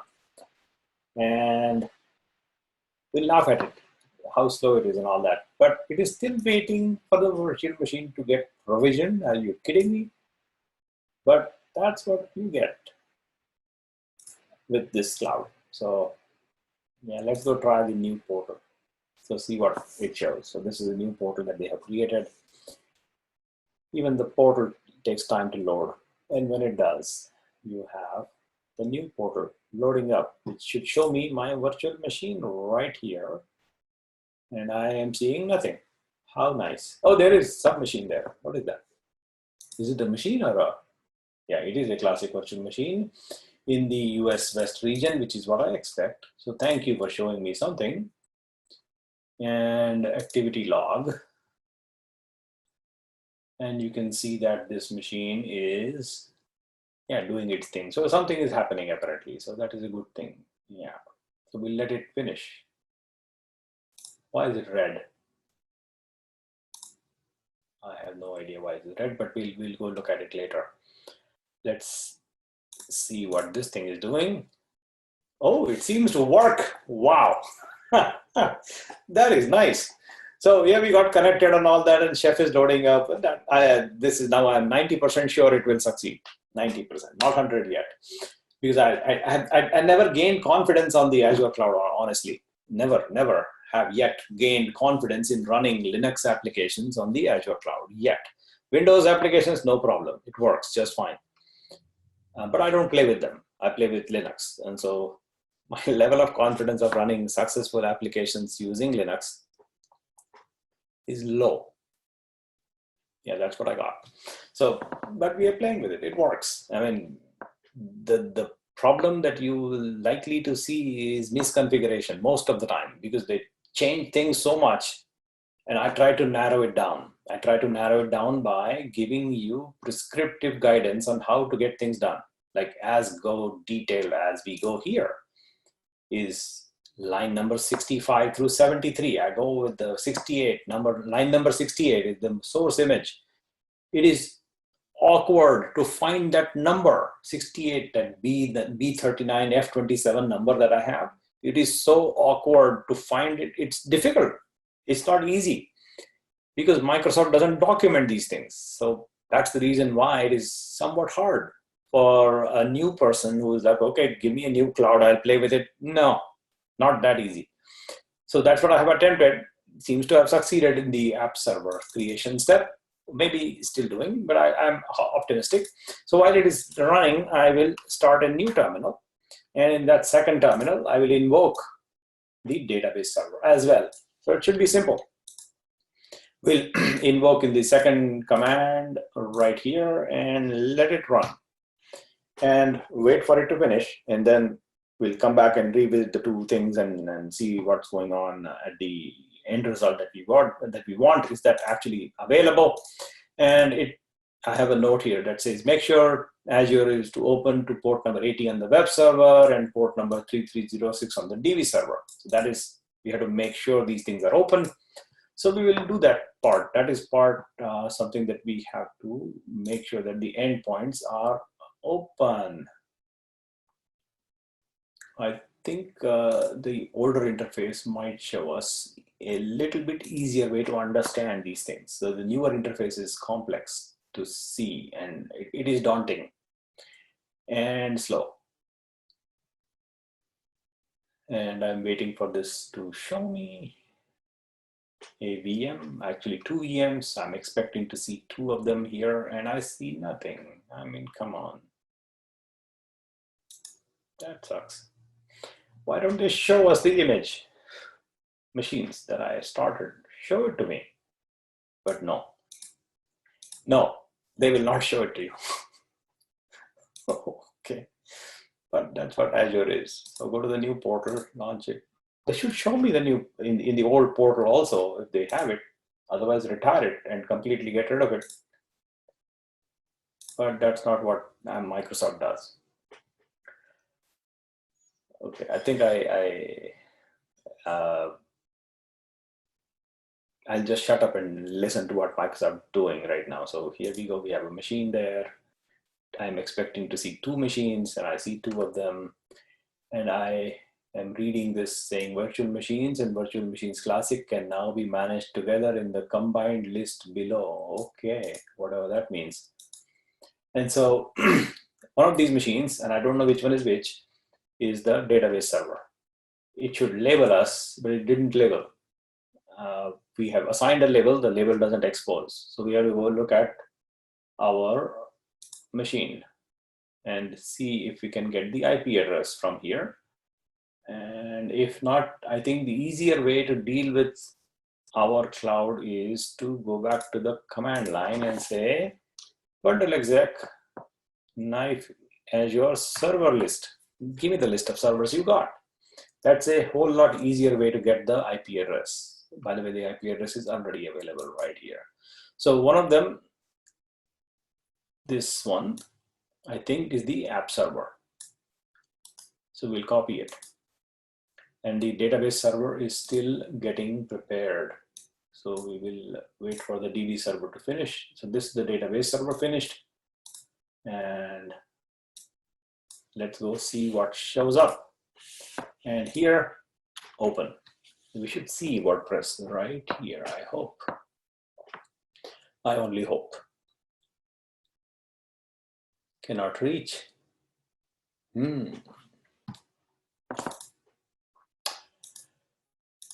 Okay. So I'm not in the mood of debugging. So because that is not what I want to do, wasting your time in debugging what's going on as to why Azure will not show us this thing. On the command line, looks like we have succeeded. So it should work. With a little bit of debug, we should be able to get to these guys. So I'm not in the mood of debugging as to what is going on. But if you want to debug with me, I will do it with you. But let's leave this for a one-on-one. So I am going to close out on these boxes that I have. In the Azure cloud, I will save this entire README file that I have constructed. I think I should give this to you so that you can make use of this ready-made. But most of these commands are already written down in our website. So that should already be available to you. Now, having done that part, let me kill. The way to kill these guys is easier in the browser apparently. So I'm going to kill the two machines that I have created in the Azure cloud and call it done for now. If you are interested in running these exercises with other, this asset is unavailable. Okay, what does that mean? Which asset are we talking about? What is it? Talk cryptic. And okay, this machine I want to get rid of. These two guys should go away. So you please die. Come on, die. OMG. Okay, I cannot even kill it. Okay, I want you to die. No, no, these buttons are not clickable. How fancy. Well, I'll ignore the Microsoft Cloud. Just move on. Move on. Break, close. Quit. Quit. And go back to this. So let's wrap up this exercise. So that's what I want to do. If you want to do these same steps in the Amazon cloud, you have it there. So this is the web server instance, and this is the DB server instance. You can run the same exercises in 3 different clouds, and you want to do extra credit work on your own, I would suggest that piece. Seriously, this is something that if you're inclined in making sure that you really understand how things go, I'm going to open up this extra work for you. And that is basically run this exercise of creating an app box and a DB box, both of them in a 4th cloud. A completely different cloud of your choice that should not be, not DigitalOcean, not Amazon, and not Azure. Because these things are available in form of how to do. These 3 clouds are taken care of. I'm inviting you to run the same exercise in a 4th cloud of your choice. And I would suggest Google Cloud. The reason I suggest Google Cloud is because it's a good cloud, first of all, and more importantly, there is a nice plugin available for that. And so what needs to happen is you have to go modify your gem file, which currently does not contain this. So to include that, and then update the bundle. When you bundle update, it will update to include this capability. Now, what is that capability? If you go here and look for knife Google, you will find that there is documentation available for that. And this documentation shows you to use knife Google by simply adding the gem, or you can use bundler to add this line to your gem file. So you will add it like this, version 2.0, and then bundle install, bundle update. And once you have that, that gives you the capability to invoke knife commands against the Google Cloud. And that is this software that we are talking about, Knife Google. Once this capability is installed and loaded, you need to get appropriate authorization and authentication, which is basically a set of credentials. In case of Google Cloud, they give you a credential in form of a JSON. Like everybody does, different. Like DigitalOcean will give you a token, Amazon will give you access key and secret key, Azure will give you publish settings file, Google will give you a JSON containing your application default credential file inside your .config folder once you install the Google authentication library. And that is a part of the SDK, the Google Cloud SDK, which you can get from here. So you can go there and install this for your Linux box, Debian Ubuntu, specifically this one. And you follow these steps to get quick started on Ubuntu. You basically follow these commands. That gets you the SDK loaded up. Then you log on to your Google Cloud account, and that generates a credential. So you have to say gcloud init, generate a credential file, and then use that credential file in this step here with your knife command. So that will boil down to something like this file will pop up in this location in your workstation. Once you have that going, everything else is smooth sailing. You have to define a project name, a zone, like US East 1B, for example, put your SS keys in the right place, and then start using knife Google disk create, knife Google disk delete, knife Google disk list, knife Google region list, knife Google server create, like that. So pretty much the same approach, knife Google server create, and blah, blah, blah, blah, blah, details that goes along with it. And so here is an example, long example to create something in some cloud. And you have to expand these things to include your run list and your production mode environment. So that is what you need to expand. Make sure these two lines will need to be included for your database box, and these guys for your web application box. Once you have that going, you should be able to succeed. And for those of you who really, really want to understand this, I suggest you don't waste time on running these DigitalOcean or Amazon or Azure exercises, but instead hit on straight with Google Cloud, which is not written down. I have not written down, but I'm giving you an overview of how to go about doing it. I have not done it here. It is not available in the website. So if you switch, you will go to a different segment of the code to create your own chef server, which is what we'll do next. But if you really want to learn, I suggest you choose a completely different cloud, for example, Google, and deal with it. Deal with it as in, when I say deal with it, I really, really mean construct your own gem file, this file, gem file. And when you deal with your own gem file, you will find that you have to deal with a lot of headache. It is not just simply copying and pasting. This capturing a collection of gems that work together nicely is a headache. You can just simply say that I will begin with one gem, something like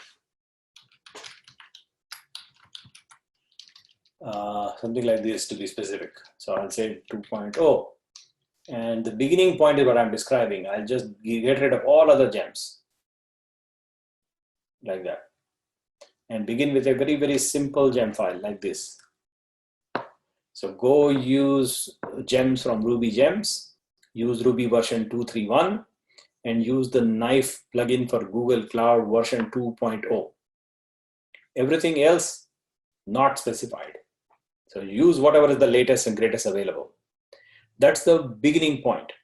Now, as you go and use this gem file, which is a very simple small one, focusing just on the Google Cloud, it will automatically grab other dependencies that are necessary to make your things work. And then you will run into errors, totally expected. But that's the way to learn. When you run into errors, that you will find out what works, what doesn't work. That time you should contact me again on a one-on-one chat, and we'll do a one-on-one session with you if you need to. But that is what I really would like you to do, is to not, feel that you are getting hand-holded. I don't want to hold hands and make things work for you. Rather, I would like to throw you in the deep ocean right away. And so I'm not saving this file, but I'm just giving you the idea as to how you begin, is remove the crutches that this program provides right now by giving you step by step, and jump into the wild. Go straight here and read what this says and deal with it. How do you get started with a fresh new cloud, but have the same exercise? You can reuse the exercise, but understand how to deal with completely new scenario. Now this Google Cloud example is what I'm suggesting that you use. However, if you are a Boeing employee, I suggest slightly different. And I know some of you are. So, and I also know that you have in your company a private cloud. So what I'm suggesting to Boeing employees is that you should use your private cloud, which is OpenStack. It is available to you.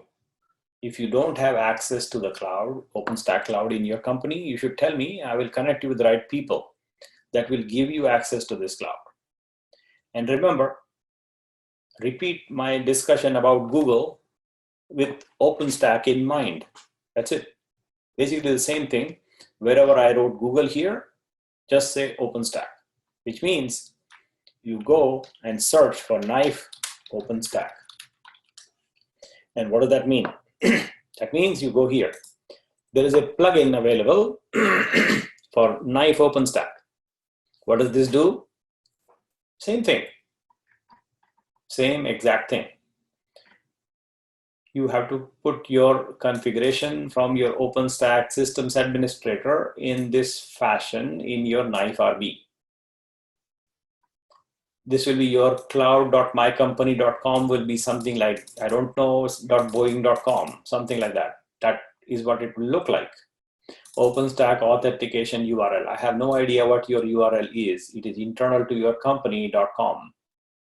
And that's where you will have your tokens placed, your username and your password and your project name, your domain name. These things need to go to your Knife RB. And then this gem, which is Knife OpenStack gem, you should include that in your gem file.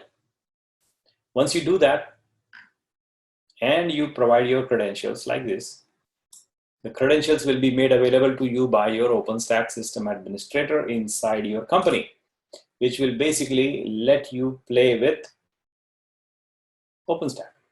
So you will add Knife OpenStack to your gem file.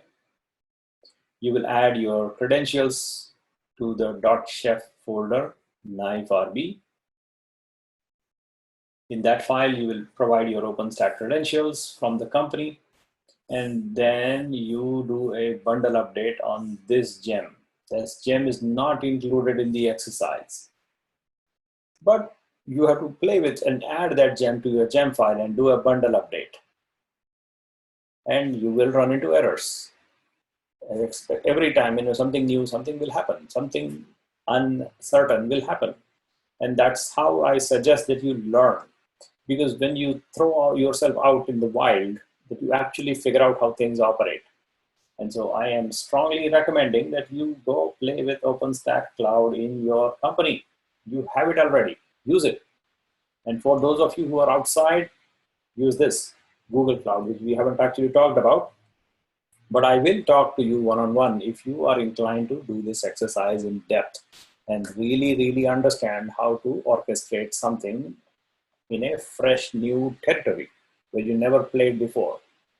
And that is what I suggest that you please do if you really want to understand how to operate in a cloud agnostic fashion in the wild. Wild as in out on the GitHub. You have nobody to help you and you're just struggling to get something done. But don't assume that there is nobody to help you. I will help you, even in OpenStack.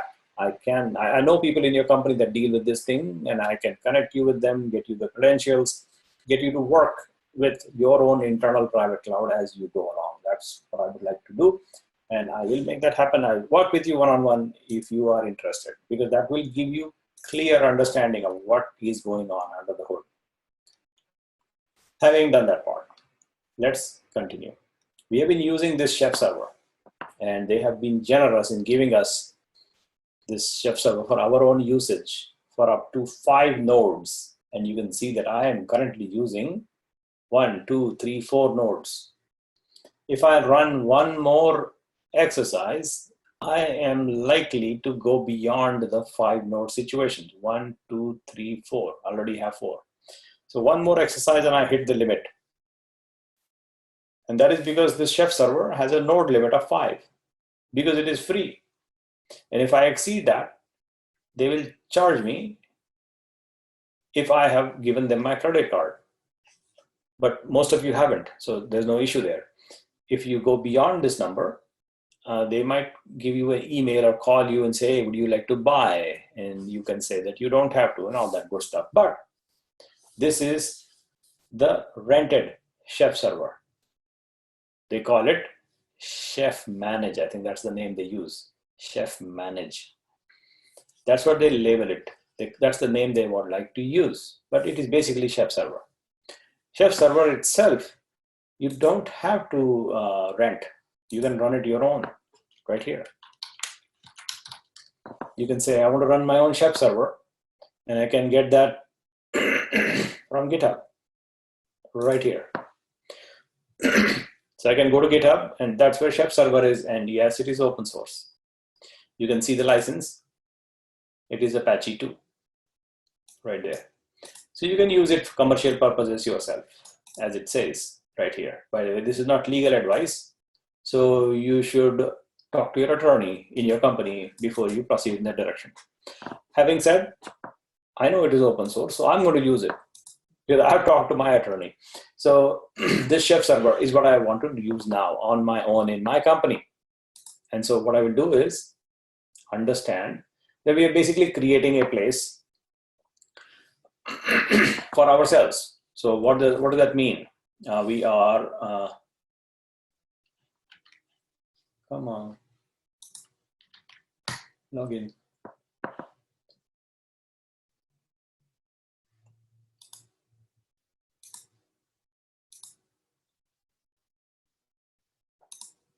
Okay, what we are really doing is in this Chef server that we would like to create on our own, what we will do is have a box that dedicates itself to, where is the color here? That color maybe. Yeah, so this box we want to create and put our own Chef server. And this Chef server will be able to store our data bags, encrypted bags, attributes, roles, environments, and recipes and cookbooks, and all of that will be stored here. And then once we have that in place, this is not going to put any limitations on the number of nodes that we have. There is no such limit because this is our box and it is all open source. So there is no such limit involved. So basically that's what I want to be able to accomplish, is to have our own Chef server. And that is also a fairly easy exercise compared to what we have just gone through. This exercise is actually pretty darn simple. And once we have the Chef server, we can then run Chef client on all these boxes that we have. So these are boxes, variety of boxes in variety of locations, in variety of clouds, multiple boxes, thousands of them. They will all be called nodes, and there is no such limit of 5. So we can handle a large infrastructure as long as this machine is big enough. And so we'd use an 8 GB RAM machine, or at least some kind of a minimum size of the machine that I would like to have for the Chef server.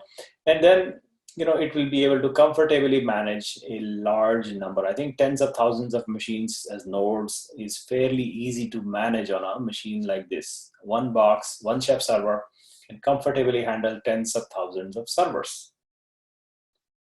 Because Chef server doesn't do much, does not do much.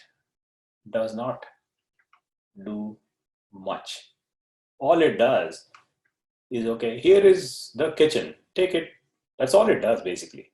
And sometimes you are giving it, hey, here is my data bag, and here is my encrypted bag, and here is my cookbook. So please take it. So sometimes you bother your Chef server, but most of the time, these nodes will bother your Chef server. And they'll say, you know what, give me the kitchen. You give me the kitchen. And so the kitchen will go there. That's the primary function that the Chef server does. It has not much to do. That's why it is able to handle tens of thousands of boxes, no problem. The real grunt work happens at the node level. When you have this Chef client run, that is the workhorse. That is what actually does stuff. Like as you run Chef, the Chef client binary is actually doing all the grunt work. The server doesn't do much, as you already know. Now that's what the overall relationship that we have. And so we will proceed forward, and next unit, which is this idea of our own Chef server. So in order for us to install our own Chef server, what we need to do is use, why is it not going forward to the next unit? Yeah, so we want to use the Chef way of installing Chef server. That's our idea, right? So the installation of Chef server is actually fairly simple. If you do it the simple way. The simple way is not the Chef way, by the way. So if you say Chef server install, it is fairly simple. And I'll just tell you how to do it. Get Chef and install the Chef server. So I think install the Chef server. Fourth link was right, not this link. So go back here. And this link is the right one. So you can go and read. It is fairly simple to install. You can install it in a standalone mode or high availability mode or tiered mode. Let's begin with the standalone. So standalone mode installation is one line. Boom. That's it. That's all it takes to install Chef server. However, we would like to do the Chef way, right? That's our way of doing things. So because we will use Chef to install Chef, because that's what we do. And so we can run this one line and it'll also do the same idea. But then this is not maintainable in the appropriate sense of our use of technology, is that it should maintain itself. So therefore, we will use Chef to install Chef. In specific, we'll use Chef solo to install Chef server. And to make that happen, we'll create a folder. And in that folder, create a gem file. Gem file will contain these lines, and then bundle. And then build our kitchen and proceed. That's fairly simple, right? And it's actually a simple exercise. So we'll do that exercise right away, right now. We'll go to our computer and quit out of these windows, go back to the home, and here, create a new folder, something like mkdir. And we'll call it Chef server, CS. So that's our folder. In that folder, I will open Atom editor and make room for us to prepare our kitchen. And the Atom is opening up on the side. We'll move it on the side and say, hey, you go that way and you go this way. And so we have this empty folder, and we are going to begin with creating a gem file. So here we go, gem file. That's what we want to save in the folder called CS, and save it as gem file. And since you know these things, I'm going to speed up a little bit. So here is what I'm doing is taking these things and putting that in that gem file right here and save and close, and then here bundle. And when it bundles, you will see that it installs those gems that we need. And these are basically a quick way to get the appropriate gems. We'll probably have a slightly different version than the ones used before. So it is installing some native extensions. That takes 2 minutes. And then we will have Knife Solo, Work Shelf, and Chef installed. The Chef version is slightly different from the previous exercises, but that's not a big issue. The reason it is different is because that's what I have found to work correctly. That's the reason why I specify these numbers to the minutest detail possible, because I want it to work. And so I'll lock it down to a specific number and make it work.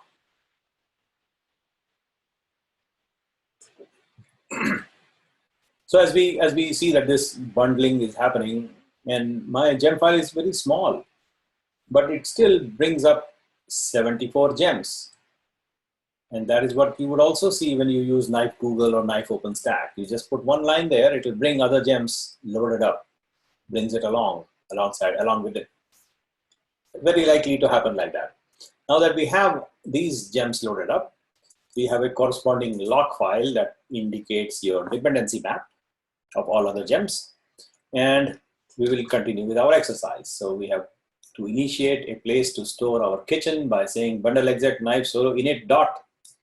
And that initiates a new kitchen for us. So here it comes. It populates an empty kitchen right there. Now that we have a kitchen, we'll proceed and filling it up. This exercise is going to be really simple. We need some cookbooks. What books we need? These guys. So we'll write them down in a bulks file. And in this bulks file, we'll say, you know what, this is your new content. And so save it. And then we say Burks install, bundle exec Burks install. It will install all the books we need. In the Burks file, it will go, look, okay, what do you need? I'll get you that. So we'll say, okay, go get it.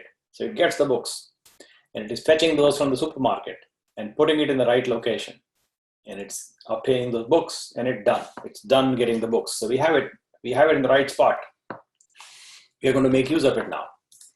How do we make use of it? We basically go and create a node in the DigitalOcean cloud.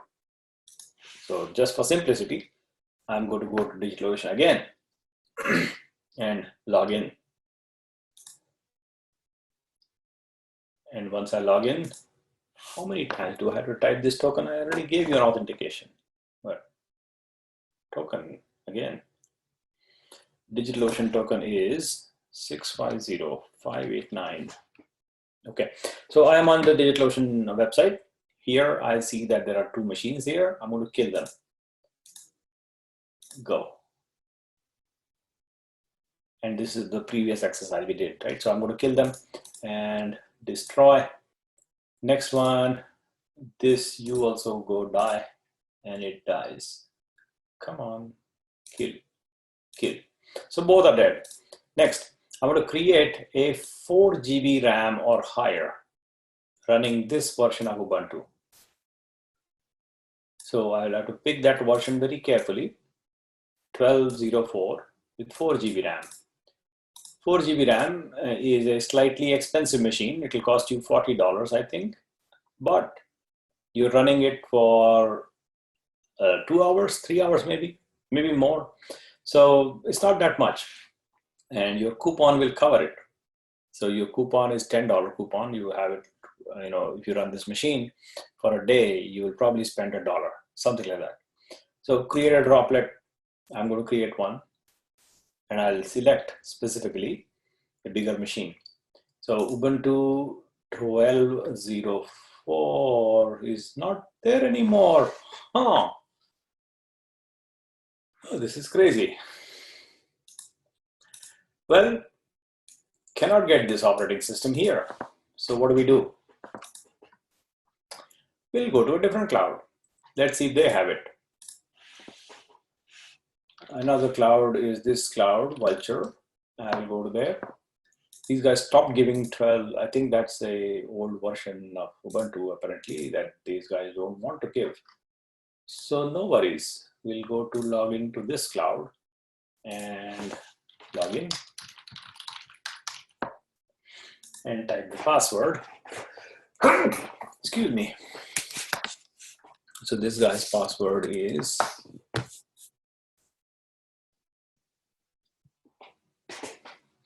I'm going to type it manually. Excuse me. 2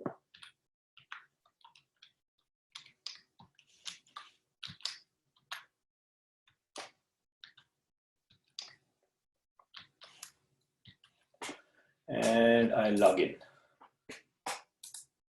And I'm going to generate a token. The token is 719033, authenticate and save site. So this site is saved. Now I have to create a new machine. Let's see these guys if they let me create a 1204 item running in Seattle. Let us see if we can get a Ubuntu version. No. Wow. Okay, then we resort to Amazon. So we'll go to Amazon Web Services. They might have it, or otherwise I will find a backdoor to get that particular image that I want. And so I will go to this cloud. This is crazy that they stopped giving that. Maybe I should update my exercise. That's what it boils down to. So let's see if Amazon will give us that particular Ubuntu AMI Finder. We'll go get the appropriate machine image for 1204. So here is, come on, here is my US West 2, and this is your trusty. Is it trusty? No, precise. Wow, they have gone out of that. They don't use it anymore. Okay, that means this exercise is deprecated. I cannot run it, which means we'll skip to the next exercise, which runs a slightly newer version of Chef Server. So skip this one, skip this exercise completely. We'll go to module number, what's the number here? 11. So we are skipping module 10 altogether because that exercise is deprecated, meaning that version it requires is not available anymore. It is an old exercise, so we are killing it. I'm going to delete that exercise in a couple of days, maybe later. But for right now, I'm skipping module 12 completely, skipping on to module 11. Sorry, skipping 10 completely, jumping on to module number, whatever this number is, 11, which begins with this exercise. It's also a Chef Server exercise, but it's a slightly different exercise in that it uses a slightly more modern version of Chef Server, and that's similar. In the approach, we are going to create a folder, create a gem file containing slightly different gems. So just remember that these are different gems. We have to go make sure that the gem file is updated. So meaning you delete the old gem file, put the new gem file in place, save, close. Delete the lock file, get rid of it, and delete to trash. Bugs file lock, also delete that one and move it to trash. This bugs file needs to be updated with the next idea, which is the collection that we have for this particular kitchen. Is this collection of books we need? So we grab those guys right here, copy, and then put it right there. Now that we have updated our gem file and bugs file, we need to go bundle. And that will bring the gems, and then we will do a bugs install, and that will do bundle exec bugs install. We'll grab our books. So the books are coming down again, and they now are available right in our computer at the right location. We should be able to proceed forward. So this bug shelf is taken care of. we should be able to now proceed in invoking, creating a node for the chef server. This node requires 4 GB of memory running Ubuntu 14.04, which we can get very easily from these cloud companies. So we have Ubuntu version 14.04 is available, and I want to get a machine that has 4 GB of RAM. So something like this is a good one. Ubuntu 14.04 and 4096 MB of RAM is a good machine size. That's a good one. I would like to add my key there. No, not a startup script. Cancel. Cancel, not startup script, but a key pair. So again, beginning from scratch, I'm selecting Seattle. I'm selecting Ubuntu 14.04. I'm selecting 4 GB of memory. And I'm saying that you use my key that I will provide to you. So this is a new cloud and it doesn't know my key. So I will give it my key. My key is available right here.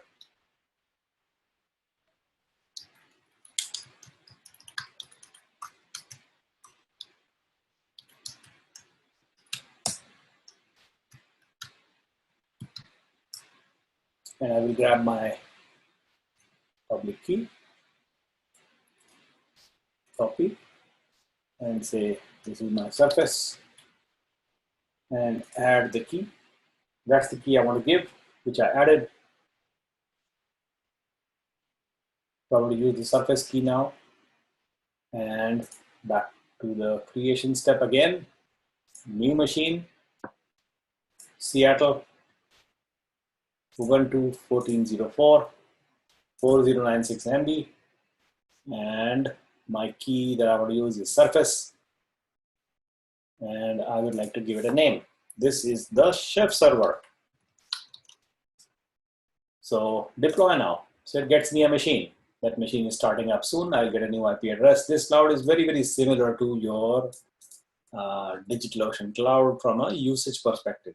So this is just a different spin on the service that these guys provide. This is a different company. It's a slightly larger cloud from a number of locations perspective. It is cheaper a little bit, and it is new, relatively speaking, compared to DigitalOcean, which is a fairly established company for 2 or 3, maybe more years. This one is established. This one is relatively new. So today is the first time I'm using this. Oh man, no, we should not. We have our gem dependencies. I should not jump to the cloud in the exercise requires DigitalOcean gem, is it? Let's go check. I think I have to stick to the DigitalOcean exercise. Do I have to? Let's see if let me tell you what I'm talking about here. You have to make sure that our gem file has no dependency on DigitalOcean, which it does not. So it should work in any cloud. There is no such dependency on Knife DigitalOcean. And that actually deserves a good discussion. What I mean to say is, like I was discussing about using Knife Google or using Knife OpenStack and Knife DigitalOcean, Knife this, Knife that. These commands basically allow you to operate on the cloud level. They will allow you to create a server, for example, right? At the cloud level you operate. Whereas we are not actually going to operate at the level of a cloud in the current exercise, which we are doing right now is we are manually creating a machine. And by creating a machine manually, like I just did here in the Vultr cloud, like here, for example, not this, like this, for example, the chef server that I just created with this IP address, that is running already now. So that should not be a question of concern at all, because those Knife plugins are not going to be used. We are just dealing manually with a machine, not with a cloud.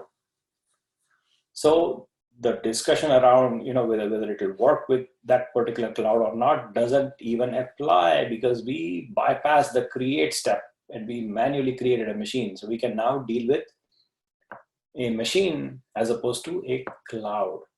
So we are dealing at the machine level, not at the cloud level, which simplifies a whole lot in terms of the variables that we have to deal with. Now, having discussed that part, we have basically removed our dependency on any particular cloud by just going straight to the machine like that. So I'm going to grab that IP address, copy, and continue our exercise.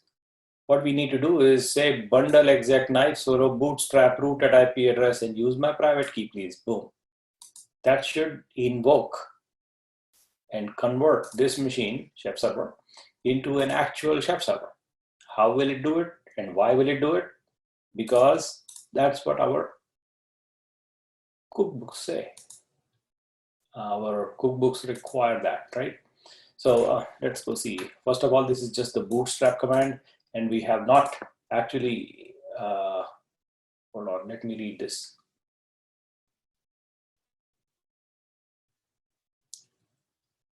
Okay, I think I'm not remembering it properly, so I'm not reading it and rushing ahead. Let me go back 2 steps and review the thing that I may have missed. Did I miss anything? That's the thing I want to remember. So let me begin from the top and make sure that I'm not missing any steps. So module number 11, unit number 1, what I did was create a folder, create a gem file, and then bundle install, which I did, bundle exec knife soro init, which I did. Next, I created a bulk file like this, and then I did a bulks install, and then I need to create a node. That step was missing. That's the thing I was missing. I need to create a node for the chef server, which I did create, manually create this box. I want to make sure that it connects to the cloud via SSH, get its IP address. So let's go do the steps. So I have this box running here. I want to grab its IP address and make sure that I can connect to it. SSH. Can I connect to you? And it says, yes, I am connected to the chef server box. This is just a box, no chef server there. So I come out of it, exit. I connected, nice. Now what? The thing that I want to do now is to create a node IP address.json file. So I need to create a file like this, that looks like this, and put that in the nodes folder here. In there, I'll create a file, and in that file, I will label it as my nodes and then IP address.json. And in that file, which is this file basically, what I want to do is grab this content and paste it here. And I want to change this IP address that I have in multiple places, which is this 162 dot whatever number. I want to remove that number and use the correct IP address that I have for my box that I have in mind. So these 2 places where I need to change that IP address is line number 2 and line number 4. I'll replace that and save. Now that I have done this part, what I want to do is understand what I just did. What I'm doing is specifying a particular node in my kitchen and giving it a run list. In that run list, what I'm doing is saying update your apt cache and then run the chef server cookbook. There is a cookbook called chef server that we have in the bugs file. It is right here. And that is the chef server cookbook that I want to invoke. And that will get invoked through this run list, which will basically update the apt cache and then install chef server and pass some parameters in this segment. The parameters I'm passing is the FQDN fully qualified domain name for the chef server, and the version of chef server that I want to install is right here, and configuration notification email I would like to pass, and the user interface for web if I want to. So that's the commands, that the set of attributes I will specify, and then also call out my run list. And I will save this particular file right now, close it, and close this bugs file also, and then resume the next step. This part was missing. I think I must have missed as I was rushing through. So what we have done is this IP address that we will change, which we did change already. And then we want to run as in Bootstrap. We want to install Chef and run Chef with the Bootstrap step. And that step is right here, bundle exec. So we'll copy that step, go back to here and say, please bootstrap that box for me. And the box IP address needs to be this IP address. So we'll copy that IP address, sorry, break it. And in a new command, I will type that thing. So copy, and the IP address should be this. Now that command is ready. So I will invoke it. So bundle exec knife solo. Knife solo is the tool that we are using to install Chef and then install and run Chef. And using Chef, we are installing Chef server. And then we will have a Chef server, which is maintainable. We can update it through the Chef ways of dealing with it. And that's the reason why we are going it this way, as opposed to the manual way of installing Chef server, which is just one line, by the way, just dpkg-i, the binary for Chef server. Boom, it gets installed. But then it's not maintainable. So have it maintainable like the way we operate in an automated fashion is what we intend to do, is to install Chef using Chef. And so we are using the solo mode of operation of Chef to first install Chef locally on the box and then use Chef to install Chef server on the box.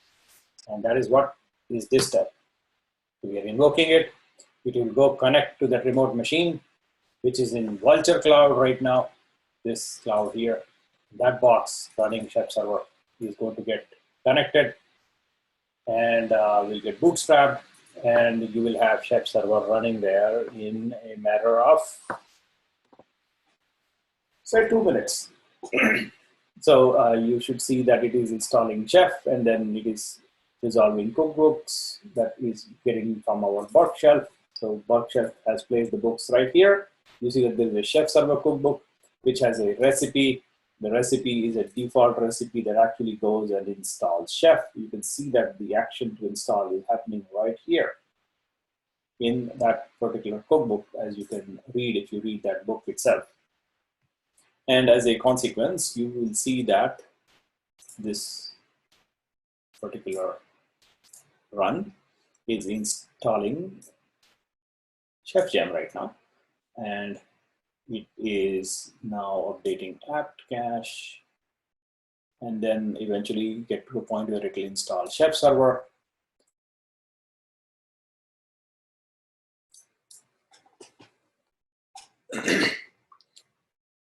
And now the package install action for Chef server is happening. Install action for Chef server is going on. And I also notice my memory consumption is 7.3 for no reason.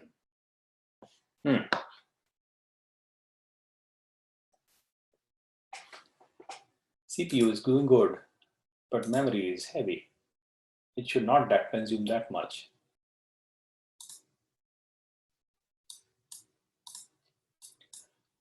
Let's see who's hogging it while this Chef server is running. Who's the hog?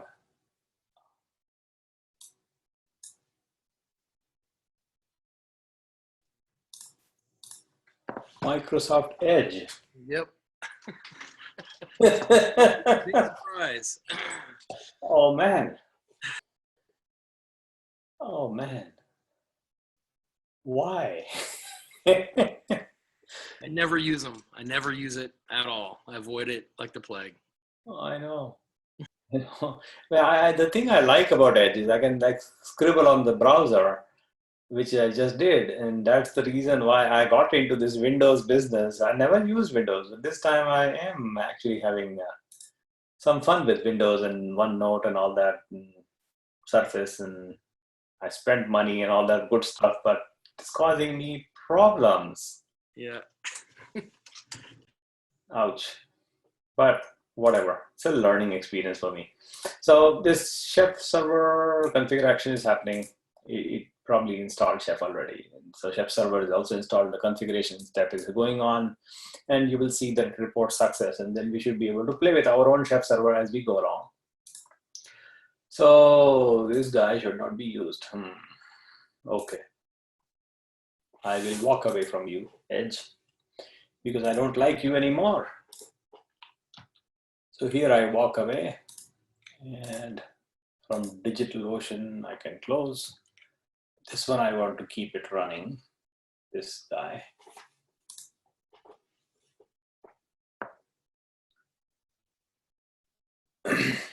Or rather, I will just kill Edge completely and just stick to my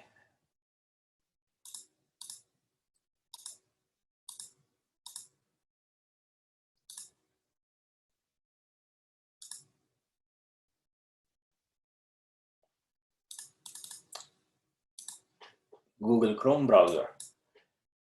However, since I have exited this thing, it is still showing me memory consumption, which is crazy. Maybe it is not alive. Hold on. Is it? Yeah, memory consumption went down. Nice. 6.3. What I don't want to find out is there is a memory leak in Edge, which will be crazy if it happens. I don't think that is the reason, but who knows? I would not assume that Microsoft will ship something with a leak. That's funny. But I don't think it's a leak. I don't want to blame them, but you're looking at what I'm looking at. But I still had to do a lot of digging into what is causing memory to fill up, what is causing the machine to crash. But later, not right now. So this action is waiting to happen. We'll wait for it to finish and then discuss the next step. The next steps are actually simple. While it does the installation, let's go see what the next steps are. So in the next steps, what we're going to do is install Chef Manage. This piece is a commercial product, by the way. It is not open source anymore. That's the part that I don't like about this newer version of Chef. That's the reason why I used to have this module number 12, which is purely open source. But apparently that is too old now. So I should retire that and just live with this commercial product, at least from the point of view of the fact that this is a commercial thing, meaning you cannot use it in open source without actually paying them a license. It's a paid feature. But let's understand what is the paid part. The paid part is the web interface. So whatever you see here when you go to the manage.chef.io, this web interface is what we are going to install, and that portion is the commercial product. If you don't install these steps, if you don't do these steps, it is totally okay, and you can still use Chef Server in the open source as long as you don't use the web browser interface. That, by the way, I don't even use. I don't actually use this interface too much unless I'm showing it to somebody as to what this thing is. That's the only reason why I personally tend to use this browser interface. But practically when I'm doing a project, I never really go here in this browser UI, which is what they seem to charge for. The open source parts that are already getting installed are open source already, as you know, and they have successfully finished that particular step. So we got our Chef Server installed in 6 minutes and 16 seconds. Now that we have this running, we should be able to connect to the machine, and that's where our Chef Server is. This is our Chef Server. So we can see that Chef Server is running. Lots of things are running, by the way. And so this is what the number of processes that contain the word chef in there. Now, having discussed this part, our idea would be to somehow get a set of credentials that we can use and put them in our .chef, right? That's where we need to put our credentials and our access to. Let me show you exactly what I'm talking about. So here is a new terminal. In that terminal, we'll go to our previous exercise, which is the chef repo, and open that in the atom editor. And there are some parts of this exercise, not this window, but the other atom that's opening up. This atom editor, you will have the .chef folder. And in here, this file is a private key that connects to the chef server. This key we have to generate on the chef server and bring it down locally to our laptop so we can use it. That's one thing. The other thing we want to use is this knife RB. And the reference we have in line number 6 is the chef server URL. We need to change that line number and put our IP address in there. Not this. The IP address from the Vulture Cloud that we have, which is in the other window, the terminal. Come on, this terminal. So the IP address will be this one.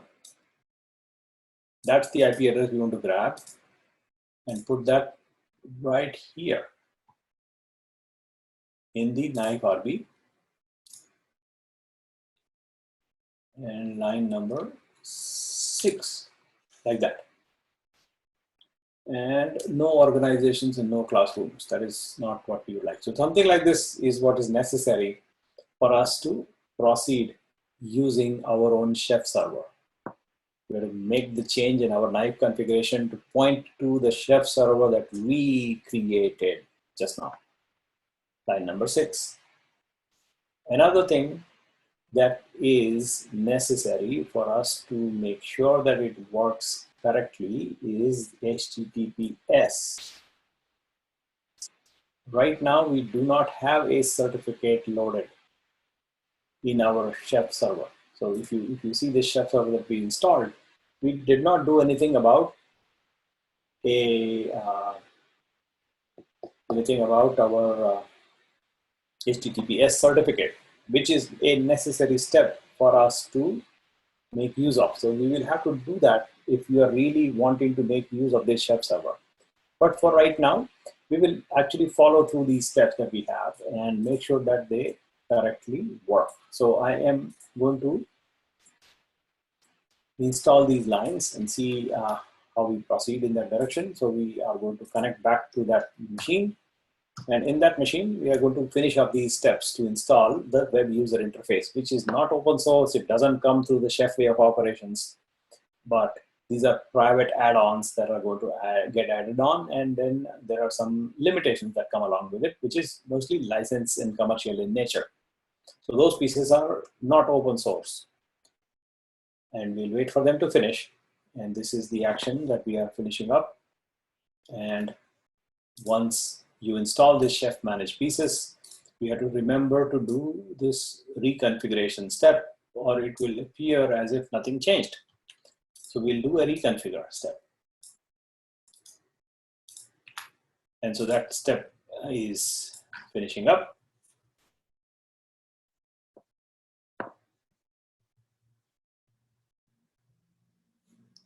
And at the end, I think we haven't yet discussed HTTPS and how do you get a certificate, how do you put it in the right spot, because without that, this chef server is not actually usable. It will cause errors if you try to attempt to use this without a proper HTTPS certificate, and you will see those errors if we decide to use it. But I'm going to first of all reconfigure. And what just happened?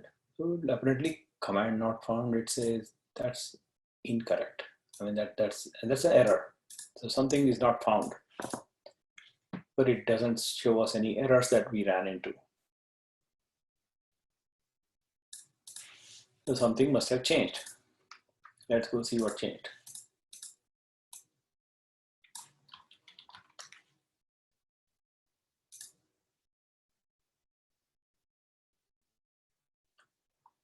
Oh man.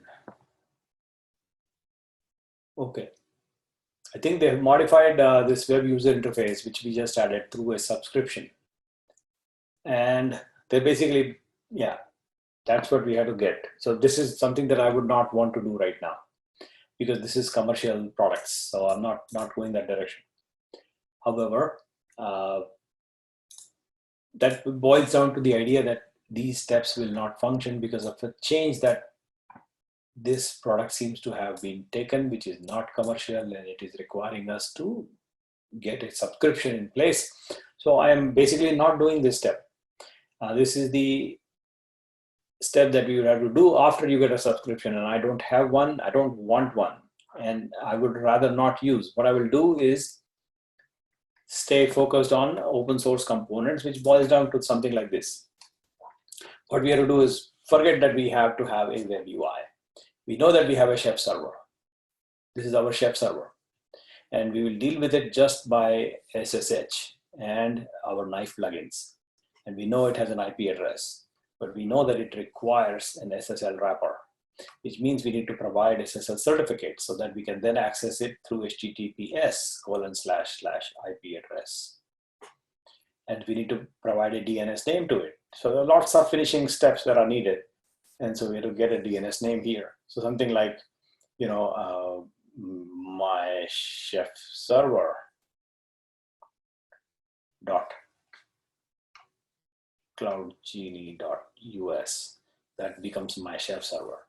And I need to grab an SSL certificate and put it right here. So then I can use it as HTTPS://. And then this becomes my endpoint for use in my knife RB. That is a necessary step. Without that step, I cannot really proceed forward. And we haven't discussed these things quite yet as to where do you get these things. And so that is coming up in a subsequent step, I think in module number 3 is where I have. And in our architecture segment, we will have an exercise on this. I think, if I remember right, that's where this HTTPS business is. If you guys are familiar with the idea of HTTPS and getting a certificate, just let me know that you know this already, so I can maybe not spend too much time on that. But if you want to know, we have a module dedicated on SSL everywhere. So we'll discuss these things coming up. But if you know what HTTPS is and how to get a certificate, how do you make use of it, let me know, please. Just tell me that you know in chat or in verbal spoken, whatever works. I've dealt with it before. Okay, good. And so, but looks like not everybody is. So we'll do cover it. I just want to point out one thing, which is that I would like you to know is never, ever pay for SSL certificates anymore. There is no need to, because of this thing.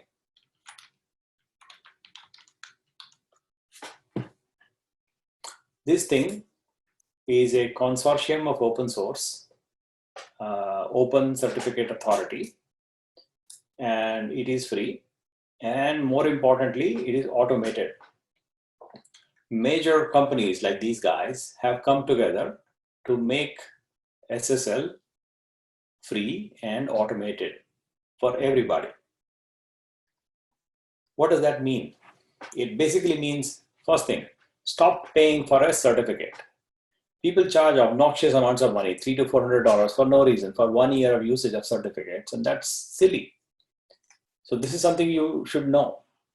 You should also observe that this site, which is our Cloud Genius site, actually uses a Let's Encrypt certificate. If you go and examine it and see the certificate itself, where is the certificate view? In Chrome, they changed it. Let's see if we have certificate view in this browser. That should show us the certificate used by Cloud Genius website is actually a Let's Encrypt certificate. Let's go see that. And here is DST root CA. Should I trust this? How do I know? No, this is also not the view I want to show you. So let me switch views.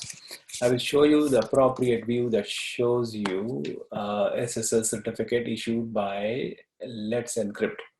So I am going to switch my display to share a content from another computer.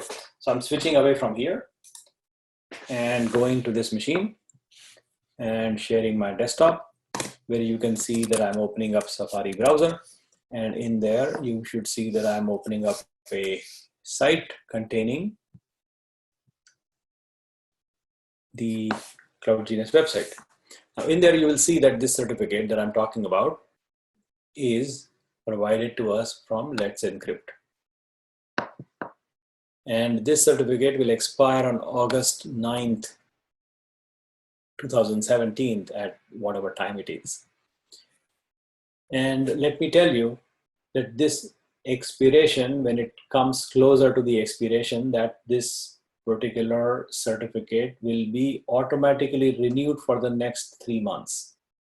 And there is an automation behind the scenes that goes ahead and automatically renews this certificate without my intervention. And I will walk you through how to make it happen, because most companies will give you a certificate valid for 1 year. Let's Encrypt gives you a certificate valid for only 90 days, if I remember right. But then it's not an issue, because you can always, and you should always, automate it. So not only this is free, but is also open source and automated. And how do you do it? We'll discuss those things later on in a subsequent exercise. But remember, don't buy certificates, use this one. That's the thing that I want you to take away. Now, let's see what we have in our exercise sequence for this that we can still do without touching commercial products.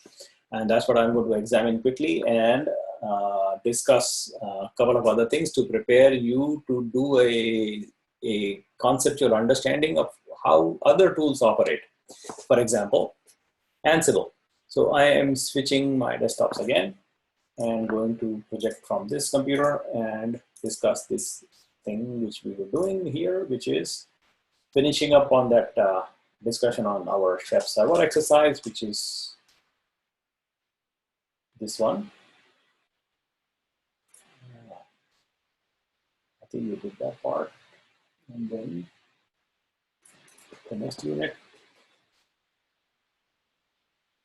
And this particular piece, we need to be able to create an organization, and those steps I think I did not do because I saw that this was not working. Maybe there is a new way of operating that I have to update this particular exercise, which I will do. However, the next thing that we have to do is build our own starter kit. So I just want you to remember that we have to construct those personal pen files, a knife RB, and a validator pen that the chef server will give us.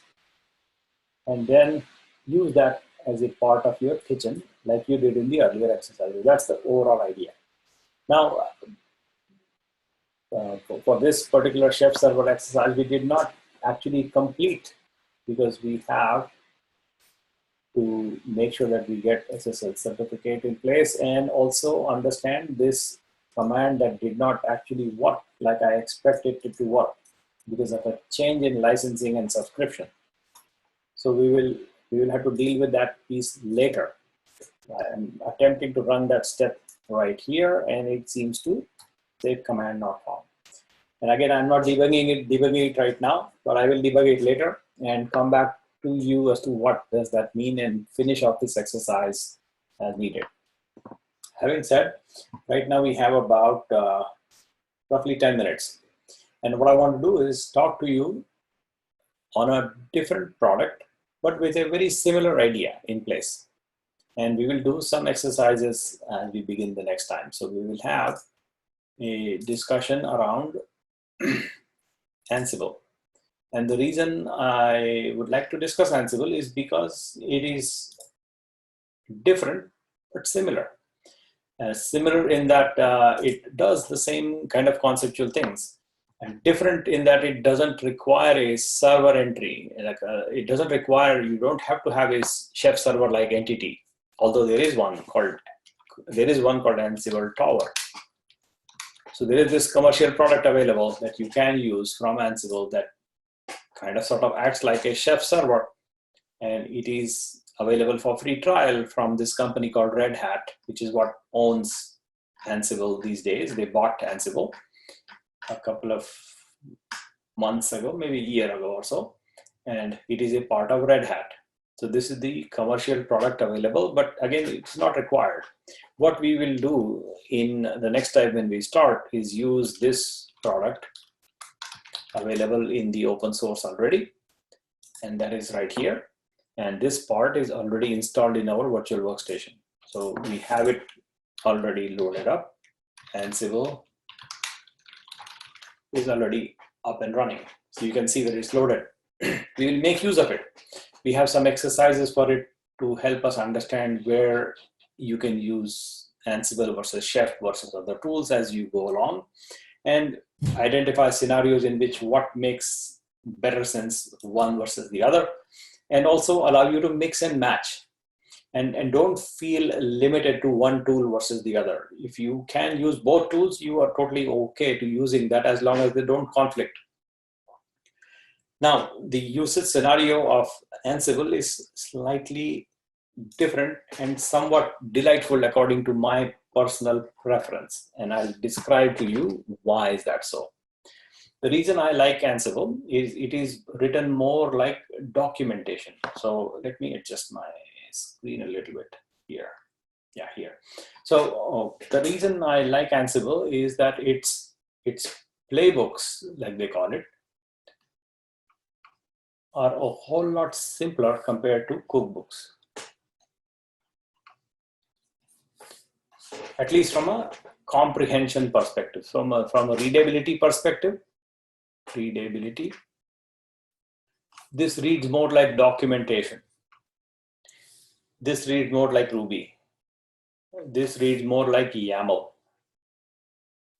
More like, declarative steps of, make this happen, make that happen, make this happen in the sequence. And then there are these plays. Play this, play that, and you have a sequence of plays defined in a playbook. And what you really do in the context of Ansible is to play a playbook.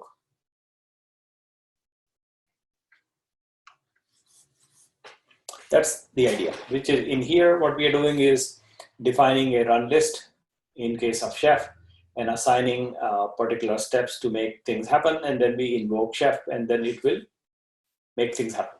So it's conceptually very similar. Now the compare contrast parts. In case of Ansible, you have nothing needed to be installed, nothing on the node to begin with. Whereas here, in case of Chef, you need to install Chef client that actually does the grunt work. The grunt work that needs to do is what this guy does. And this guy doesn't exist to begin with, meaning you have to install this thing. You have to install Chef client on the target node where you want to run on the node. This thing is necessary for Chef to run. Here, nothing is needed. Why? Because you already have it. It is called SSH daemon. It already is there. You already have Python on every Linux box. It's already there. So you don't need anything extra. You already have what is there. You just make use of it. So in case of some companies that prefer that they don't want to load unnecessary craft, like this guy, for example, they like this idea that they don't want to install anything. So for example, in Windows land, there is this tool called WinRM. It already exists in Windows. Not many people know about it. And also a lot of other tools that are part of the management infrastructure that Christopher Snook is very, very familiar with, and he's probably smiling right now as I look at him. But he is an expert in dealing with Windows infrastructure management. So that's what he does for IBM and other companies. And so those tools do not require any extra add-on because they're part of Windows. So very, very similar in concept is this idea of the component that already exist in Linux. You make use of them and then play Ansible. That makes life a whole lot simpler. So in a quick demonstration that I will provide with a ready-made example, I will stop projecting on this screen right now and go to project on, where am I projecting? Am I projecting? Yes. Okay, let me switch projections from this screen and go to the other machine where I can do a quick live demo, which should not take too long. So here is a demo.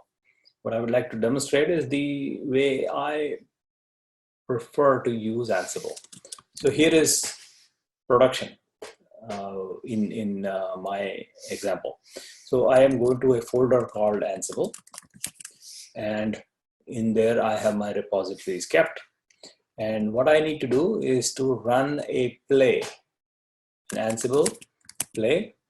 I want to run that plays my playbook. Which playbook I want to play? I want to play the playbook to pull. Pull what? It pulls a complete backup of the entire Cloud Genius infrastructure. That's what this play will pull. So as a consequence, when I run this, by the way, before I run it, I should take a backup. So I'm just taking a backup right now, and then I will play. So Ansible playbook, play the full play. So I have variety of pulls. This is the first play that I do, is basically pull down everything that I have in the cloud and put it right here on this machine. That's what is going to happen as I invoke. And so watch it. It's a simple step-by-step. So it runs a play on the Cloud Genius infrastructure. It's compressing all the files in that particular site. And then it will go ahead and tell you that it did. It'll bring the files down to a local machine, which is this machine right here, right now. And when that finishes, it'll go do a database dump and bring down the dump locally to this machine. It'll also go deal with the same thing on other services that we have running in the company, and do a comprehensive backup of every single thing that we have out in the cloud. And we bring a copy locally right here with one play. And this is production play. This is how I actually operate whenever I want to get a backup. So you are looking at a backup play running. It doesn't actually show you what is going on under the hood, because I will expose this playbook to you later. But I just want to give you a flavor of what goes on under the hood as you invoke a play. So the play, first of all, finished compressing a tarball. So in that step, we have a tarball created. In this step, I'm pulling the content tarball down locally. Next, I'm compressing all the SSL certificates that I have there, and I'm pulling all the certificates that I have stored in the cloud for a variety of services that we run.